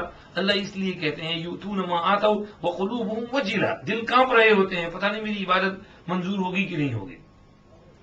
دوسری تفسیر یہاں یؤتون ما آتوا، آتا یؤتی ایتان، یعطون ما اعطوا، یعنی زکوٰۃ صدقات دیتے ہیں اور زکوٰۃ صدقات دیتے ہوئے ڈرتے ہیں کہ میرا صدقہ پتہ نہیں قابل قبول ہے یا نہیں، یہ ایتا سے اگر ہو تو۔ اور قرطبی نے اسی لفظ کی ایک دوسری تفسیر نقل کی اور انہوں نے کہا کہ یؤتون اعمالهم الی الملائکۃ، تو مفعول بھی محذوف ہے، جو لوگ فرشتوں کو اپنے اعمال حوالے کرتے ہیں، جس طرح کے بھی اعمال دیتے ہیں، اس حال میں کہ ان کے دل کانپ رہے ہوتے ہیں، کیونکہ فرشتے نوٹ کرتے ہیں دائیں بائیں، تو ان کو نیک اعمال بھلے دے رہے ہیں لیکن وہ ڈر رہے ہوتے ہیں کہ ہم نے تو رب کے پاس جانا ہے، کہیں ایسا نہ ہو رب ناراض ہو جائیں، بلکہ پوری زندگی کی فائل میں کسی ایک بات پر ناراض ہو جائے تو بھی اللہ رب پکڑ کر سکتے ہیں کہ یہاں یہ کیوں گڑبڑ ہے. تو اس لیے وہ ہر وقت ڈرتے رہتے ہیں اللہ کے خوف سے، بالکل سمجھیے کہ کانپتے رہتے ہیں. یہ ان کی صفت بیان کی. اور اسلاف کی اگر اس صفت کو ہم پڑھنے جائیں تو بہت لمبی فہرست کھڑی ہو جائے گی. خود حضور پاک صلی اللہ علیہ وسلم کا قرآن شریف پڑھتے ہوئے رونا، صحابہ کا رونا، بعض تابعین کا حال یہ آتا ہے کہ وہ اللہ کے خوف سے روتے روتے ایسے ہو گئے تھے جیسے سوکھا ہوا پرندہ ہوتا ہے، بالکل ہڈی چمڑی ان کی نظر آ رہی تھی، کوئی آگے گوشت پوشت تھا ہی نہیں ان کے بدن میں، کیونکہ خدا کا خوف اور گریا اور بکا ان پر اس قدر طاری رہتا تھا. اور حضرت ابو بکر صدیق رضی اللہ عنہ اللہ کے خوف سے کبھی جناب پرندے کو دیکھتے تو کہتے پرندہ تجھے کتنا مزہ ہے، تو چہچہاتا ہے اور باغوں میں گھومتا ہے، پھل میوے فروٹ کھاتا ہے، اور پھر تیری زندگی ختم ہو گیا، تجھے کوئی حساب کتاب نہیں. کاش بھی میں بھی تیرے جیسے ایک پرندہ ہوتا. یہ اللہ کے سامنے کھڑے ہونے کا خوف ان کو دامنگیر ہوتا، اس لیے ان کی یہ کیفیت ہو جاتی تھی. اور سمجھیے کہ یہ اور بزرگوں کے احوال پر ہو، شداد ابن اوس رضی اللہ عنہ کبھی کبھار رات کو سوتے تو اپنے بستر میں ٹاس اینڈ ٹرن ہوتے رہتے اور پھر ایک دم سے جاگ جاتے اور کہتے جہنم کی آگ اور اس کے تصور نے میری نیند اڑا رکھی ہے. پھر عبادت کے لیے کھڑے ہو جاتے اور سمجھیے رات عبادت میں گزار دیتے. تو یہ حضرات اللہ کے خوف سے روتے رہتے، کانپتے رہتے، اور عبادت کرتے بھی گھمنڈ میں نہیں آ جاتے تھے، بلکہ ڈرتے تھے پتہ نہیں میری عبادت قبول ہوگی یا نہیں ہوگی. تو اس کو کہا یؤتون ما آتوا وقلوبهم وجلۃ انہم الی ربہم راجعون، کہ ان کو ان کے رب کے پاس جانا ہے. اولئک یسارعون فی الخیرات، یہ ہیں جو بھلائیوں میں اور نیکیوں میں تیزی سے دوڑے جا رہے ہیں. اللہ پاک اسی لیے جگہ جگہ کہتے ہیں نا وسارعوا الی مغفرۃ من ربکم وجنۃ عرضها السماوات والارض اعدت للمتقین. دوڑو، ریس کرو، کمپیٹ کرو ایک دوسرے کے ساتھ. کہاں دوڑو؟ ایسی جنت کی طرف جس کی چوڑائی آسمان زمین کے برابر ہے، جو تیار ہوئی ہے تقوی والوں کے لیے. الذین ینفقون فی السراء والضراء، جو خوشی میں بھی خرچ کرتے ہیں تکلیف میں بھی. والکاظمین الغیظ، جو اپنا غصہ پی جاتے ہیں. ہاں یہی پڑھا نا، الذین ینفقون فی السراء والضراء والکاظمین الغیظ والعافین عن الناس، اور لوگوں کو معاف کرتے رہتے ہیں. واللہ یحب المحسنین، اللہ پاک نیک کام کرنے والوں سے محبت کرتے ہیں. والذین اذا فعلوا فاحشۃ او ظلموا انفسهم ذکروا اللہ فاستغفروا لذنوبہم، جن سے کوئی انتہائی بے شرمی والا گناہ ہو جاتا ہے یا اپنے آپ کا نقصان کر بیٹھتے ہیں، اللہ کو یاد کر کے استغفار کرتے ہیں. ومن یغفر الذنوب الا اللہ، اللہ کے سوا اور کون گناہ بخش سکتا ہے.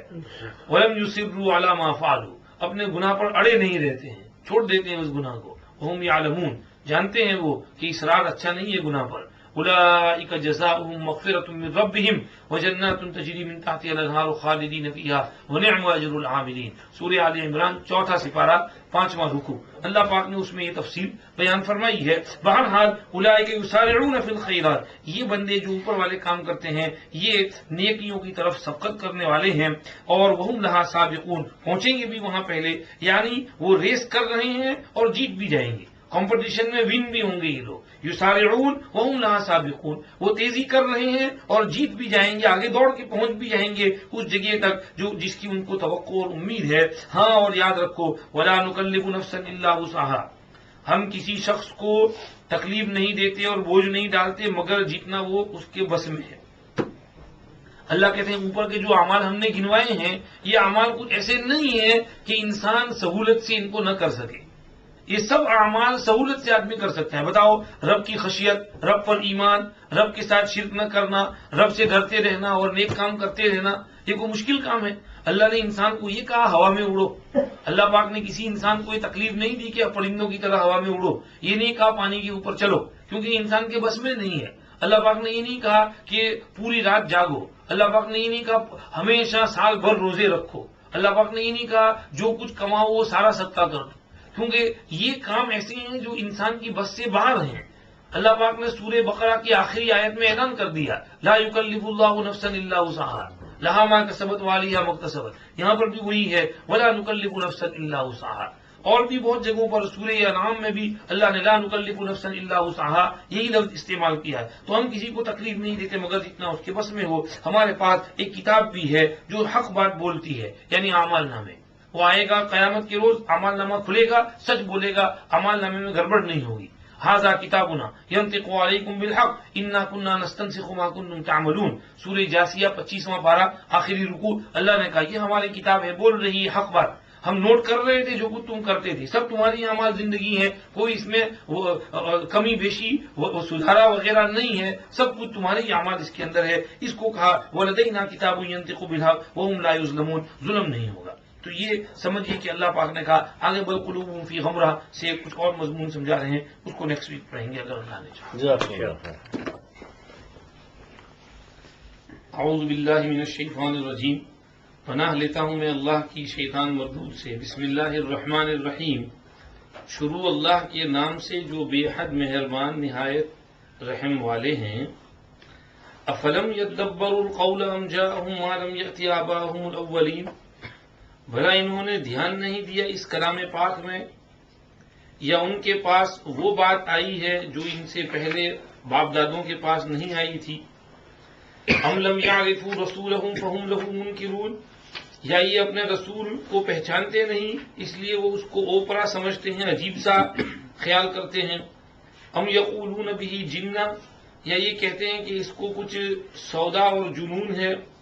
بل جاءہم بالحق واکثرہم للحق کارہون، بات یہ نہیں بلکہ یہ ہے کہ رسول ان کے پاس حق کو لے آئے اور ان میں سے اکثر حق بات کو برا جانتے ہیں، اس سے کراہیت کرتے ہیں. وَلَوِ اتَّبَعَ الْحَقُّ وَأَهْوَاءَهُمْ لَفَسَدَتِ السَّمَاوَاتُ وَالْأَرْضُ وَمَنْ فِيهِنَّ، اور اگر حق ان کی خواہشات کے مطابق چلے تو آسمان، زمین اور جو کوئی ان میں ہے بگڑ جائیں، خراب ہو جائیں.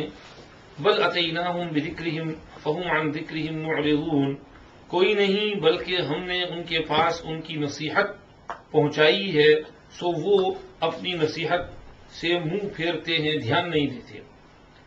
ام تسألہم خرجا فخراج ربک خیر وہو خیر الرازقین، یا آپ نے ان سے کچھ محصول اور معاوضہ مانگا ہے، سو آپ کے رب کا معاوضہ بہتر ہے اور وہ بہترین رزق دینے والا ہے.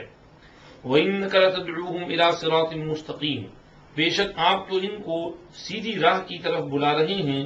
وَإِنَّ الَّذِينَ لَا يُؤْمِنُونَ بِالْآخِرَةِ عَنِ الصِّرَاطِ لَنَاكِبُونَ، اور بے شک جو لوگ آخرت کو نہیں مانتے وہ راہ سے ٹیڑھے ہو گئے ہیں.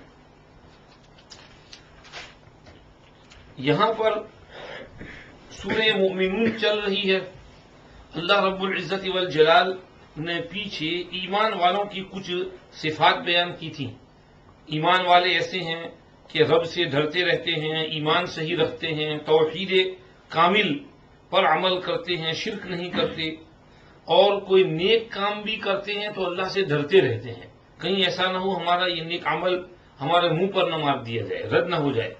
ایسے لوگ ہیں کہ جو نیکیوں کی طرف سبقت کیے جا رہے ہیں. اللہ پاک نے اس کے بعد کہا دیکھو ہم نے نیک اعمال کرنے کو کہا، برے اعمال سے بچنے کو کہا، یہ کوئی بہت بھاری کام نہیں ہے. ہم کسی شخص کو بھاری کام کی تکلیف نہیں دیتے جو اس کے بس سے باہر ہو. تمام شریعت آسان ہے، شریعت مشکل نہیں ہے. یہ کچھ لوگ اس کو بہت مشکل اور ہارڈ بتاتے ہیں، لیکن شریعت میں کوئی چیز ہارڈ نہیں ہے. 5 ٹائم کی نماز ہو کے، روزے ہو کے، زکات، ایوری تھنگ از ایزی. اللہ پاک نے جگہ جگہ کہا ہم نے کسی کو تکلیف نہیں دی جو اس کے بس سے باہر ہو، اور ہم سب کچھ لکھ بھی رہے ہیں اور حق بات جو ہے نوٹ بھی ہو رہی ہے، اور وہ بالکل ٹھیک ٹھیک حق بات بولے گی ہماری کتابیں، ظلم نہیں ہوگا. اللہ نے کہا بات یہ ہے کہ یہ لوگ شک میں پڑے ہوئے ہیں، بے ہوشی میں ہیں، اور اس کی وجہ یہ کہ ان کے بہت سے اعمال ایسے ہیں، بدعمالیاں، کہ جس کی وجہ سے یہ بدہوشی اور بے ہوشی میں پڑ گئے ہیں. اس میں اللہ پاک نے یہ اشارہ کیا کہ انسان کا عمل اچھا ہو تو پھر اس کی سوچ بھی صحیح ہوتی ہے، لیکن اگر عمل ٹھیک نہ ہو تو پھر اس کی سوچ بھی غلط کام کرتی ہے.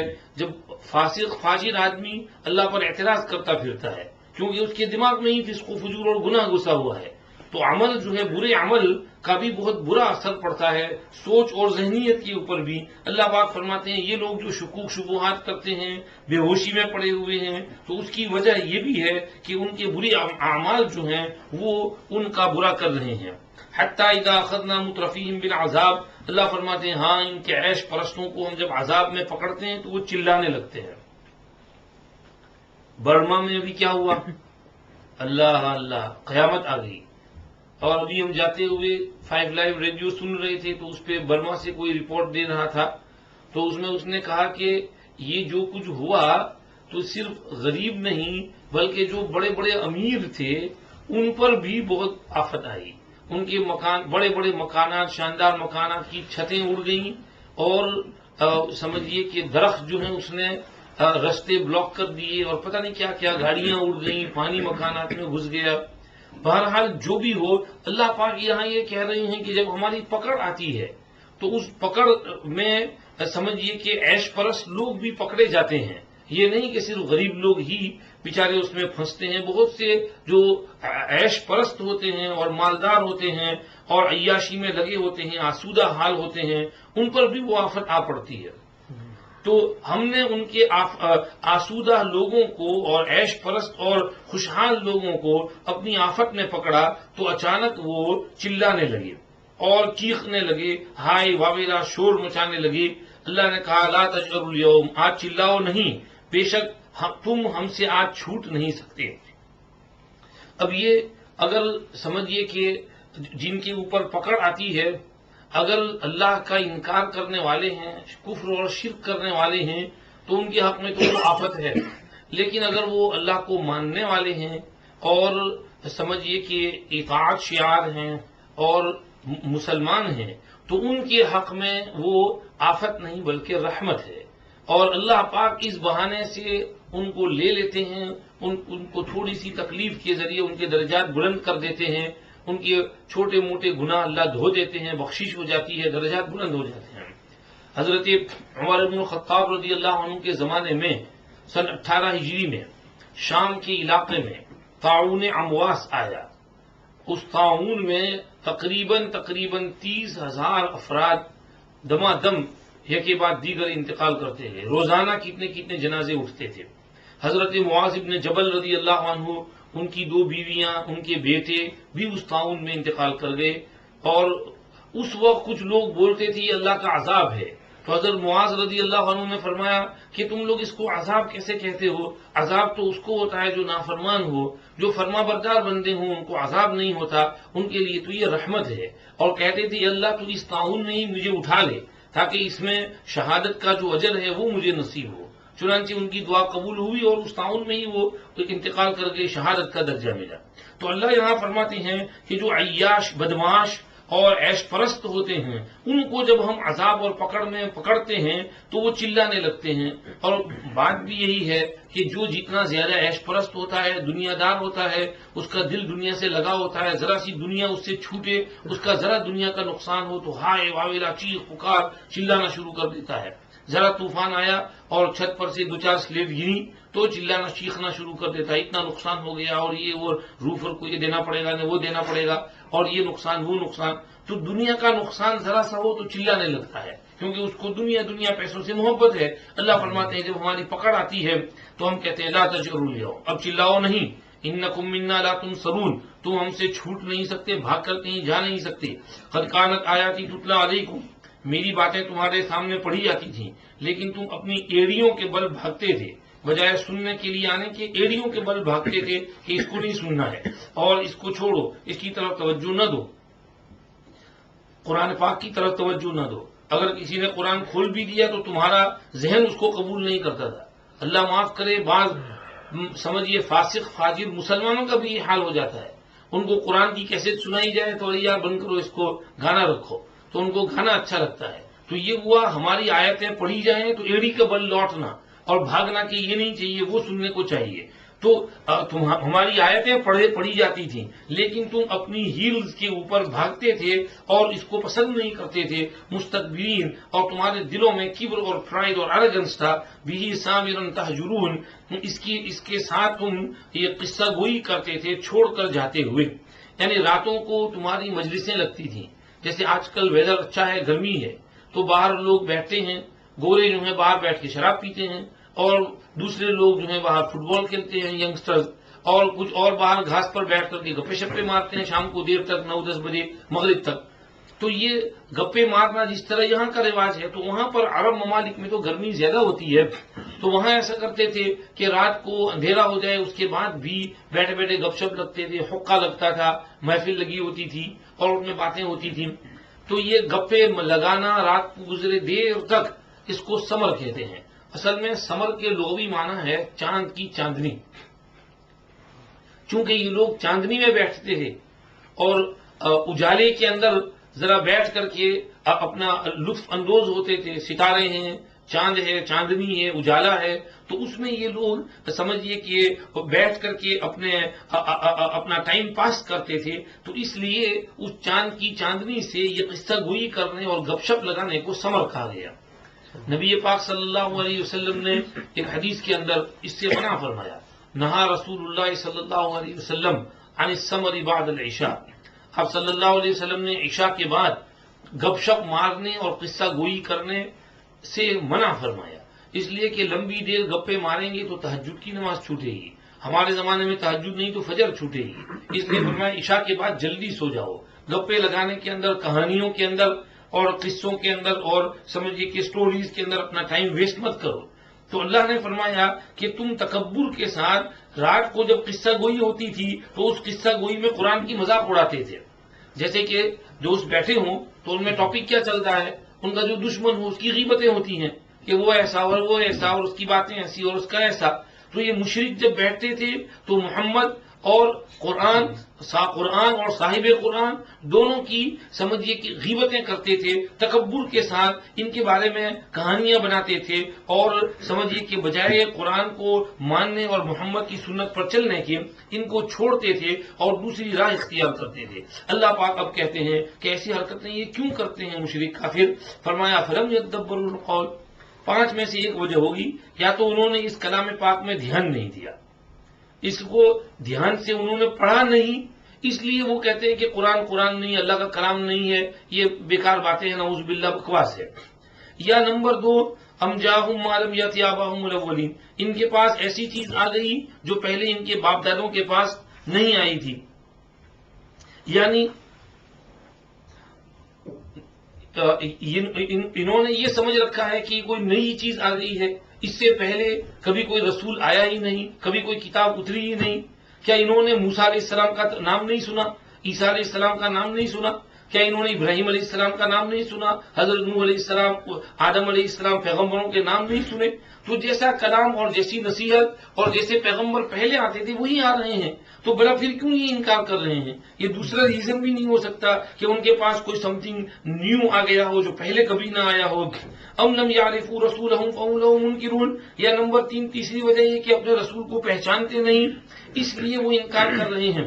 رسول کو پہچانتے نہیں یہ بھی نہیں ہو سکتا، رسول کو تو یہ اچھی طرح پہچانتے ہیں، کیونکہ رسول 40 برس تک ان کے درمیان میں ہی رہے ہیں. کوئی آسمان سے ایک دم ٹپک نہیں پڑے ہیں، یا کہیں سے کوئی اجنبی ایلین اسٹرینجر مسافر آ کر کے رسول نہیں بن گیا ہے، ان کے بیچ میں رہا ہے. اسی لیے حضرت جعفر طیار نے نجاشی کے دربار میں جب تقریر کی تو اس میں انہوں نے یہی لفظ کہا کہ ہم لوگ بڑے سمجھیے گمراہ تھے، ہم ایک دوسرے کو قتل کرتے تھے، بچیوں کو زندہ دفن کرتے تھے، مردار کھاتے تھے، خون پیتے تھے، اور طرح طرح کی غلط حرکتیں، شراب نوشی، چوری، ڈکیتی، مار، قتل و غارت گری، یہ ہمارے شیوے تھے. ہماری زندگی ایسی ہی جانوروں جیسی گزرتی تھی. اللہ نے ہم میں ایک رسول بھیجا جو ہم میں سے ہے، ہم اس کو پہچانتے ہیں، اس کے باپ دادوں کو پہچانتے ہیں، اس کے نسب کو پہچانتے ہیں، اس کی صدق و صفا اور اس کی بالکل سمجھیے کہ پاک صاف ستھری زندگی کو ہم پہچانتے ہیں. اور اس رسول نے ہم کو کہا کہ لا الہ الا اللہ پڑھو کامیاب ہو جاؤ گے. تو رسول کو تو یہ پہچانتے تھے. حضرت مغیرہ ابن شعبہ رضی اللہ عنہ نے کسریٰ کے دربار میں جب پوچھا گیا تو یہی اعلان کیا تھا. حضرت ابن عباس رضی اللہ عنہ کی روایت میں ہرقل نے جب سوالات کیے ابو سفیان سے، تو ابو سفیان سے اس نے یہ بھی پوچھا تھا کہ کیا اس کو تم پہچانتے ہو اس رسول کو؟ ہاں پہچانتے ہیں. کیا اس سے پہلے کسی نے اس طرح تمہارے قبیلے میں دعویٰ کیا؟ نہیں کیا ہے. اس کے خاندان میں کوئی بادشاہ گزرا ہے؟ نہیں گزرا ہے. کیا یہ سچ بولتا ہے یا جھوٹ بولتا ہے؟ کبھی جھوٹ بولا اس نے؟ نہیں کبھی جھوٹ نہیں بولا اس نے. تو یہ اس طرح کے سوالات جب اس نے کیے تھے، اس میں یہی اظہار کیا تھا کہ اس رسول کو ہم فل پہچانتے ہیں اور یہ کوئی نیا ایلین نہیں ہے، اچھی طرح جانتے ہیں. تو اللہ کہتے ہیں کہ یہ بات بھی نہیں ہے کہ وہ رسول کو پہچانتے نہ ہو، بلکہ یہود تو رسول کو کیسا پہچانتے تھے؟ یعرفونہ کما یعرفون ابناءہم، اپنے بیٹوں کو جس طرح پہچانتے تھے. اگر یہاں 25-50 بیٹے فٹ بال کھیل رہے ہوں تو ان میں اپنے بیٹے کو آدمی اچھی طرح پہچانے گا کہ یہی میرا بیٹا ہے. تو بس جس طرح اس کو آدمی پہچان لیتا ہے 50-100 کے کراؤڈ میں، تو اسی طرح یہود رسول کو ٹھیک اچھی طرح پہچانتے تھے کہ یہی رسول ہیں. اس لیے یہ تھرڈ آبجیکشن بھی غلط ہے.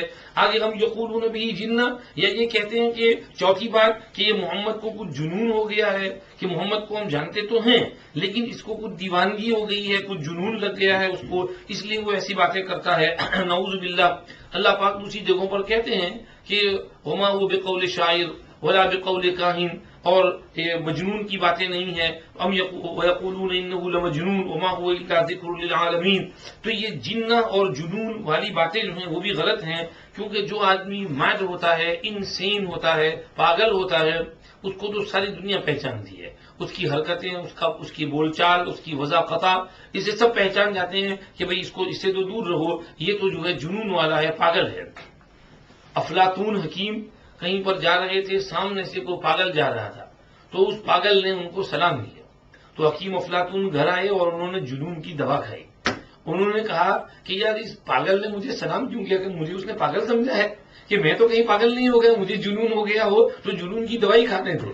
تو جو آدمی مجنون ہوتا ہے، دیوانہ ہوتا ہے، اس کو تو پہچانتے ہیں کہ یہ دیوانہ ہے. اس کی حرکتیں ہی عجیب سی ہوتی ہیں. وہ بچوں کے ساتھ کھیلتا پھرتا ہے اور کچھ ادھر ادھر کی حرکتیں کرتا ہے. بعض مرتبہ اس کو بیہائنڈ بارز رکھ دینا پڑتا ہے تاکہ کہیں مار پٹائی نہ کر بیٹھے لوگوں کی. تو فرماتے ہیں کہ انہوں نے نعوذ باللہ یہ کہا کہ محمد کو جنون ہو گیا ہے. نظر نہیں آتا ان کو کہ جو آدمی کو جنون ہو جائے، دیوانہ اور میڈ انسین ہو جائے، وہ کیسا آدمی ہوتا ہے؟ انہیں تمیز نہیں ہے، کیسے وہ ایسی بات کر سکتے ہیں؟ فرمایا کوئی نہیں. بات یہ ہے کہ بل جاءہم بالحق واکثرہم للحق کارہون، محمد ان کے پاس حق لے آئے اور ان میں سے اکثر لوگ حق کو پسند نہیں کرتے. ہاں بات یہی ہے، حق بات جو ہے اچھی نہیں لگتی ہے. الحق مر، حق بات کڑوی ہوتی ہے. حدیث میں فرمایا قل الحق وان کان مرا، حق بات بولو اگرچہ کڑوی لگے سامنے والے کو، لیکن حق کہہ دو. اور کہیں پر فرمایا لا تخف فی اللہ لومۃ لائم، اللہ کے معاملے کو ظاہر کرنے کے لیے ملامت کرنے والے کی ملامت سے مت ڈرو. کوئی یہ نہ سوچو کہ میں کہوں گا تو لوگ ملامت کریں گے، نہیں، جو بات حق ہے وہ کہہ کر رہو. تو حق بات جو ہے وہ بالکل کڑوی ہوتی ہے اور بٹر لگتی ہے. Truth is butter. تو ان کو بھی حق بات آ گئی ہے لیکن وہ حق بات اب ان کو کڑوی لگ رہی ہے، ہضم نہیں ہو رہی ہے، گلے نہیں اتر رہی ہے، یہ بات ہو گئی. تو اب ان کو چاہیے کہ چھوڑیں اپنی اس پرائڈ کو اور ارگنس کو، حق بات کو قبول کریں. حق بات کو ریجیکٹ نہیں کرتے، قبول کرتے ہیں. فرمایا وَلَوِ اتَّبَعَ الْحَقُّ أَهْوَاءَهُمْ لَفَسَدَتِ السَّمَاوَاتُ وَالْأَرْضُ وَمَنْ فِيهِنَّ، اگر حق ان کے خواہشات نفس کے پیچھے پیچھے چلے اور ان کی مرضی کے تابع ہو تو آسمان زمین اور جو کچھ ان میں ہے اس کا نظام درہم برہم ہو جائے. بات یہ نہیں ہے بل اتیناہم بذکرہم فہم عن ذکرہم معرضون. اگر حق جو ہے انسان کی خواہش پر چلے تو بتاؤ دنیا کا نظام ٹھیک رہ سکتا ہے؟ ہرگز نہیں. ایک دفعہ ہم کہیں اس میں گئے ہوئے تھے، ایک فنکشن میں ٹیچرز یونین تھا، تو اس میں سب گورے وغیرہ بھی آئے ہوئے تھے. ٹیچروں کا کچھ لیکچر ویکچر ہوا، مسلمانوں نے آرگنائز کیا تھا مانچسٹر میں کسی ریسٹورینٹ میں، بہت پہلے کی بات ہے. تو اس کے بعد کھانے کے لیے بیٹھے تو ہمارے سامنے جو بیٹھے تھے وہ سمجھیے ہمارے یہاں کے کچھ ذمہ داروں میں تھے، وہاں کچھ ایجوکیشن کی باتیں کرنے لگے، اسلامیات پر باتیں ہونے لگی. تو اس میں وہ پوچھنے لگے کہ you Muslims why do you chop people's hands off, someone might be hungry, thirsty, and he steals a loaf of bread and we say chop his hand off. And someone might fulfill his desire, passion, and you say you flog him 100 times. And what type of religion is this? تو میں نے اس کو سمجھایا کہ میں نے کہا first of all یہ جو چاپ ہینڈز ہوتے ہیں تو یہ لوف آف بریڈ کے اوپر نہیں ہوتا. جو سرقہ ہے اس کا ایک مفہوم ہے، اس کا ایک میننگ ہے. اور سرقہ اس کو چوری اس کو کہتے ہیں شریعت کے مفہوم میں کہ کوئی مال محفوظ جگہ پر رکھا ہوا ہو، بند ہو، تالا لگا ہوا ہو، اس کمرے میں سے اس کو توڑ کر کے چوری کی جائے تو اس کو سرقہ کہتے ہیں، اس پر ہاتھ کٹتا ہے۔ اگر کہیں باہر ویسے ہی کوئی چیز پڑی ہے اور اس کو کوئی اٹھا کر لے جائے تو اس کو سرقہ نہیں کہتے، وہ تو سڑک پر ہے، راستے میں سے اٹھائی ہے، ونڈو کے اوپر کوئی چیز رکھی ہوئی وہاں سے اٹھا لیا تو وہ سرقہ نہیں کہلائے گا، اس کو ہم کہیں گے پک پاکٹ کی طرح سے پک کر کے بھاگ گیا، اس پر ہاتھ نہیں کٹتا۔ دوسری بات یہ ہے کہ ہمارے یہاں ہاتھ جو کٹتا ہے اس کے لیے ایک مقرر مقدار ہے 10 درہم۔ 10 درہم سے زیادہ ویلیو کی چیز اگر چوری کرے تو ہاتھ کٹتا ہے، اس سے سستی چیز ہو تو اس پر ہاتھ نہیں کٹتا، مثلا 10 پاؤنڈ، تو 10 پاؤنڈ سے زیادہ ویلیو کی چیز چوری کرے تو ہاتھ کٹتا ہے۔ اگر معمولی چیز 10-20 پیسے کی، 50 پیسے پاؤنڈ کی چیز چوری کرے تو اس پر ہاتھ نہیں کٹتا ہے، یہ دوسری بات ہے۔ اور تیسری بات یہ ہے کہ جس کے گھر میں چوری ہوتی ہے اس کو کتنی تکلیف ہوتی ہے، اس کا آپ کو کیا اندازہ؟ آپ یہ کہتے ہیں کہ ہاتھ نہیں کٹنا چاہیے، میں یہ پوچھتا ہوں کہ جس کے گھر چوری ہوئی اس سے پوچھو۔ ابھی میں نے کہا کہ اخبار میں ہم نے پڑھا تھا کہ کسی کے گھر میں سمجھیے کہ وہ باہر گئے ہوئے تھے، چور گھسے، پورا گھر رانساک کر دیا اور اوپر سے نیچے تہس نہس، اور سب سمجھیے کہ ان کا ویڈنگ رنگز اور فوٹو اور یہ سب لے کے بھاگے۔ جب وہ بیچارے آئے ہیں اور گھر کا حال دیکھا ہے تو اتنے غصے میں ہیں کہ وہ پیپر میں کہہ رہے ہیں if I had my ways I would chop their hands off۔ تو وہ عورت جس کے گھر میں چوری ہوئی ہے وہ اپنے فیلنگز کا اظہار کر رہی ہے، وہ جانتی ہے کہ چوری ہاتھ سے کی ہے، تو if I had my ways I would chop their hands off۔ تو یہ جو قوانین اور رولز ریگولیشن بنتے ہیں، ہمارے جو اسلامی قوانین ہیں، یہ اللہ کی طرف سے اللہ نے یہ دیے ہیں، والسارق والسارقۃ فاقطعوا ایدیہما، اور تمہارا جو قانون ہے یہ لا لورڈز وہاں پر بیٹھ کر بناتے ہیں۔ ان کو کیا پتا، ان کے گھر میں کبھی چوری ہوئی نہیں، ان کو اس کا احساس ہی نہیں کہ جس کے گھر میں چوری ہوئی ہے اس کے فیلنگز کیا ہوتے ہیں، اس کے جذبات اور احساس کیا ہوتے ہیں۔ تو انسان کو کی جو جذبات ہیں اس کے رگ رگ میں کیا گزر رہا ہے، اس سے اس کا کریٹر جو ہے وہ واقف ہے، وہ جانتا ہے کہ کس جرم کی کیا سزا دینی چاہیے، اس لیے اس نے یہ بات کہی۔ اگر آپ کو کہہ دیا جائے اور حق بات جو ہے وہ آپ کی خواہشات اور مرضی کے تابع ہو کہ آپ جیسا کہیں ویسا، آپ جیسا کہیں ویسا قرآن بنا دیا جائے، ویسا قانون بنا دیا جائے، تو پھر دنیا کا نظام درہم برہم ہوگا۔ دیکھ لو ابھی تمہارے قوانین میں پھر بھی نظام کتنا درہم برہم ہے، جیلیں بھری ہوئی ہیں، جگہ نہیں مل رہی ہے، اور کتنے کئی ہزار پرزنرز ہیں، اور اتنے کیمرہ، اتنی پولیس، اتنی سیکیورٹی، اتنا یہ، لیکن اس کے باوجود جرائم کم نہیں ہو رہے ہیں، یہ اس لیے کہ قوانین تمہارے صحیح نہیں ہے۔ تو اگر حق بات جو ہے انسان کی مرضی کے تابع ہو جائے تو سارا نظام درہم برہم ہو جائے، نظام چل ہی نہیں سکتا۔ حق وہی ہے جو رب نے کہا، رب نے جو کہا کہ یہ قاعدہ، یہ قانون، یہ اصول، یہ رول، اسی رول پہ چلنا پڑے گا، اسی قانون پہ چلنا پڑے گا، رب کا جو بیان کردہ قاعدہ ہے وہی صحیح ہے۔ تو اس لیے فرمایا اگر حق بات انسانوں کی مرضی کے تابع بن جائے اور انسان جیسا کہیں ویسا قرآن میں اترنے لگے، ویسا نبی بھی کہنے لگے، تو یہ بات تو ٹھیک نہیں، اس سے تو پھر آسمان زمین کا نظام درہم اور برہم ہو جائے گا، کوئی روٹین ہی نہیں رہے گا، کوئی ترتیب اور نظام ہی نہیں رہے گا۔ اس لیے اللہ نے فرمایا کہ حق بات جو ہے وہ تمہاری مرضی کے تابع نہیں ہو سکتی ہے۔ بات یہ ہے بل اتیناہم بذکرہم، ہم ان کے پاس وہ چیز لے آئے جس میں ان کا تذکرہ ہے، ان کی نصیحت ہے، اور ان کو نصیحت ہو رہی ہے، لیکن فہم عن ذکرہم معرضون، یہ لوگ اپنی نصیحت پر دھیان نہیں دیتے ہیں اور اس سے منہ پھیر رہے ہیں۔ پہلے تو کہتے تھے لو ان عندنا ذکرا من الاولین لکنا عباد اللہ المخلصین، اگر ہمارے پاس ایسا ہی نصیحت نامہ ہوتا جیسے پہلوں کے پاس تھا تو ہم بھی اللہ کے مخلص بندے بن جاتے۔ تو اللہ فرماتے ہیں لو پھر یہ نصیحت نامہ آ گیا ہے جس کی تم ویٹ کر رہے تھے کہ اللہ کی طرف سے کوئی نصیحت نامہ، کوئی ایڈمونیشن اور سمجھیے کہ ایڈوائس اور کاؤنسلنگ کا کوئی منشور اور دستور اور کوئی کتاب ہوتی تو ہم اس کو فالو کرتے۔ تو یہ اللہ کی طرف سے ایڈوائس اور کاؤنسل کی کتاب آ گئی ہے تو فالو کرو نا اس کو۔ اللہ فرماتے ہیں نہیں، ہم ان کے پاس ان کی نصیحت نامہ لے آئے لیکن وہ اپنی نصیحت سے اعراض کرتے ہیں، اس لیے یہ بات بھی نہیں ہے۔ آگے پانچویں چیز ام تسألہم خرجا، بھلا آپ نے ان سے کوئی معاوضہ اور مزدوری مانگی ہے؟ فخراج ربک خیر وهو خیر الرازقین، یاد رکھیے رب کی مزدوری بہتر ہے، وہ بہترین رزق دینے والا ہے۔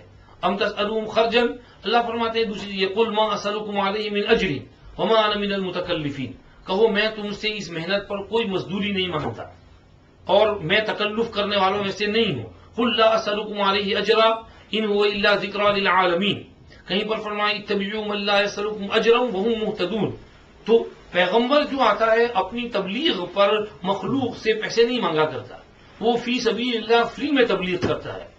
ہمارے بھی دعوت و تبلیغ والے حضرات اللہ کی راہ میں تبلیغ کرنے جاتے ہیں تو وہ لوگوں سے پیسے نہیں لیتے، اپنا بستر بوڑیا لے کے دوڑتے ہیں، اپنے پیسے خرچ کرتے ہیں، اپنا پیٹرول ڈالتے ہیں، اپنا کھاتے ہیں، اور پھر لوگوں کے گھر گھر جا کر نوک کرتے ہیں اور تبلیغ کرتے ہیں۔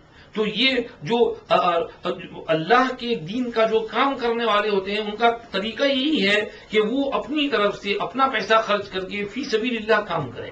محمد الرسول اللہ نے بھی اتنی محنت کی لیکن کبھی مخلوق سے معاوضہ نہیں مانگا کہ مجھے پیسہ دو، مجھے ویجز دو۔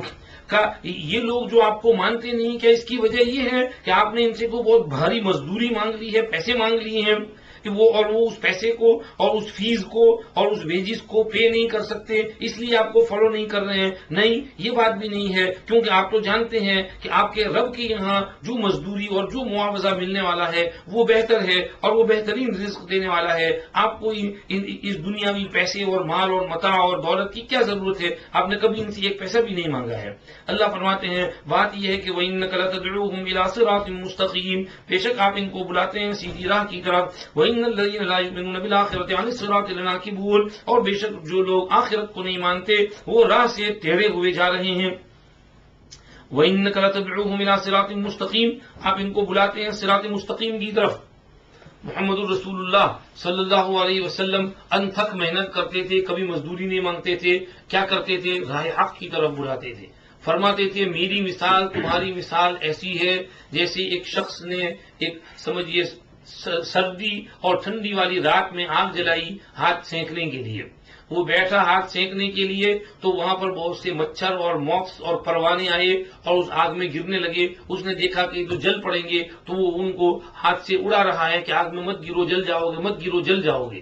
فرمایا بس تمہاری مثال بھی ایسی ہی ہے کہ تم خواہشات نفسانیہ میں پھنس کر کے جہنم میں چھلانگ مارے جا رہے ہو اور میں تم کو کھینچ رہا ہوں، بچ جاؤ، رک جاؤ، رک جاؤ، رک جاؤ۔ میں تمہیں ہدایت پر لانے کی اور بچانے کی کوشش کے اندر محنت کر رہا ہوں، مشغول ہوں اس کے اندر۔ کہیں پر اب صلی اللہ علیہ وسلم نے فرمایا ایک شخص جو ہے یہ اس کو آپ نے دعوت دی تو وہ کہنے لگا کہ آپ مجھے فورس کریں گے، مجبور کریں گے ایکسپٹ کرنے کے لیے؟ آپ صلی اللہ علیہ وسلم نے فرمایا ہاں، اگر تو ایسا سمجھ رہا ہے کہ میں تجھ کو مجبور کر رہا ہوں تو ایسا سمجھ، لیکن تو کلمہ پڑھ، تیرا اس میں فائدہ ہے۔ آپ صلی اللہ علیہ وسلم نے اس کو کہا مجھے بتا، اگر تو کہیں سفر میں ہو، جنگل کے اندر جا رہا ہے، قافلے سے بچھڑ گیا اور الگ ہو گیا الگ راستے کے اندر، اب جو ہے چکر میں پھنس گیا، تجھے راستہ مل نہیں رہا ہے اور جدھر آواز آ رہی، کہیں شیر کے غرغرانے کی آواز ہے، کہیں چیتا اور ٹائیگر کی آواز ہے، کہیں سانپ کی آواز ہے، کہیں سمجھیے کہ ہاتھی کی آواز آ رہی ہے اور جدھر جائے گا تجھے موت کا خطرہ ہے۔ تو ایسی حالت میں اب ہر طرف سے تو چھپ چھپ کر نکلنے کی کوشش کر رہا، راستہ مل نہیں رہا۔ ایک آدمی آیا جو تیرے خاندان کا، تیرے قبیلے کا، تیرے قوم کا پہچانتا بھی ہے، تو وہ تجھ کو کہتا ہے کہ تجھ کو یہاں سے سلامت نکلنا ہے، چل میرے ساتھ، میں تجھ کو نکال لیتا ہوں۔ تو اس کے ساتھ جائے گا کہ نہیں جائے گا؟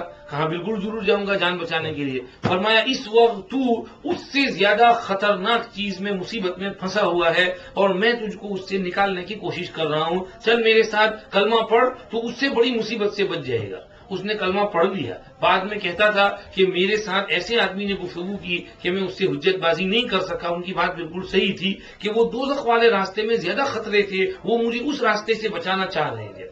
ایک جگہ اور مثال بیان کی آپ صلی اللہ علیہ وسلم نے، فرمایا بتاؤ اگر کوئی قوم سفر کر رہی ہو ریگستان میں، راستہ بھول گئی، ہر طرف ریتی ہی ریتی ہے، تو ان کے پاس کھانا بھی نہیں، راشن بھی نہیں، پانی بھی نہیں، ختم ہو گیا۔ ایک آدمی آتا ہے کہتا ہے چلو میں تم کو ادھر سے ایک راستے کی طرف لے چلتا ہوں جہاں باغ ہے، پانی ہے اور کنواں ہے، وہاں پر تم راحت سے رہو گے، تو تم اس کے ساتھ جاؤ گے کہ نہیں جاؤ گے؟ وہاں گئے، باغ میں کھایا پیا، راحت سے رہے۔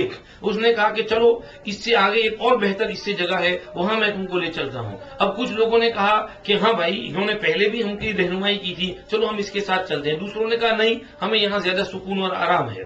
تو جو اس کے ساتھ چلے وہ کامیاب ہوئے، جو نہیں گئے وہ سمجھیے کہ ناکام ہوئے۔ تو بس یہی مثال ہے میری کہ میں آیا ہوں تم کو راہ بتانے کے لیے، یہ ہے وَإِنَّكَ لَتَدْعُوهُمْ إِلَىٰ صِرَاطٍ مُّسْتَقِيمٍ، آپ ان کو سیدھی راہ کی دعوت دے رہے ہیں کہ آ جاؤ اس راہ کی طرف، لیکن پھر بھی یہ لوگ صحیح راہ سے بھٹک رہے ہیں اور ٹیڑے ہوئے جا رہے ہیں. آگے پھر ولو رحمناہم بعد میں پڑھ لیں گے. اللہ کی شیطان مردود سے. بسم اللہ الرحمن الرحیم. شروع اللہ کے نام سے جو بے حد مہربان نہایت رحم والے ہیں. وَلَوْ رَحِمْنَاهُمْ وَكَشَفْنَا مَا بِهِمْ مِنْ ضُرٍّ لَلَجُّوا فِي طُغْيَانِهِمْ يَعْمَهُونَ. اور اگر ہم ان پر رحم کریں اور کھول دیں وہ تکلیف جو ان کو پہنچی ہے، تب بھی یہ برابر اپنی شرارت میں لگے رہیں بہکے ہوئے. وَلَقَدْ أَخَذْنَاهُمْ بِالْعَذَابِ. اور ہم نے ان کو پکڑا تھا آفت میں. فَمَا اسْتَكَانُوا لِرَبِّهِمْ. پھر بھی انہوں نے رب کے سامنے عاجزی نہ کی. وَمَا يَتَضَرَّعُونَ. اور نہ وہ گر گرائے. حتیٰ اذا فتحنا علیہم بابا ذا عذاب شدید. یہاں تک کہ جب ہم نے کھول دیا ان پر دروازہ ایک سخت آفت اور عذاب کا، فاذا ہم فیہ مبلسون. تب وہ اس میں نا امید اور مایوس ہو کر کے رہ گئے اور آس چھوڑ کر بیٹھ گئے. اللہ پاک فرما رہے ہیں کہ مشرکین اعتراض کرتے رہتے ہیں. 5 قسم کے سوال ان کے ذہن میں آ سکتے تھے، اللہ نے ان کے جواب دے دیے. انہوں نے کلام پاک میں دھیان نہیں دیا، بے شک دھیان دیا ہے. اور نئی چیز آ گئی ہے، نہیں، یہ چیز تو پہلے بھی آئی ہے. رسول کو نہیں پہچانتے ہیں. رسول کو جنون ہے، نہیں جنون نہیں، بلکہ یہ حق کو لائے ہیں. اور رسول نے کوئی مزدوری مانگی ان سے تو اللہ نے فرمایا نہیں، مزدوری بھی کبھی رسول نے نہیں مانگی جو ان کو بھاری پڑے. بات یہ ہے کہ بس ان کو ماننا ہی نہیں ہے.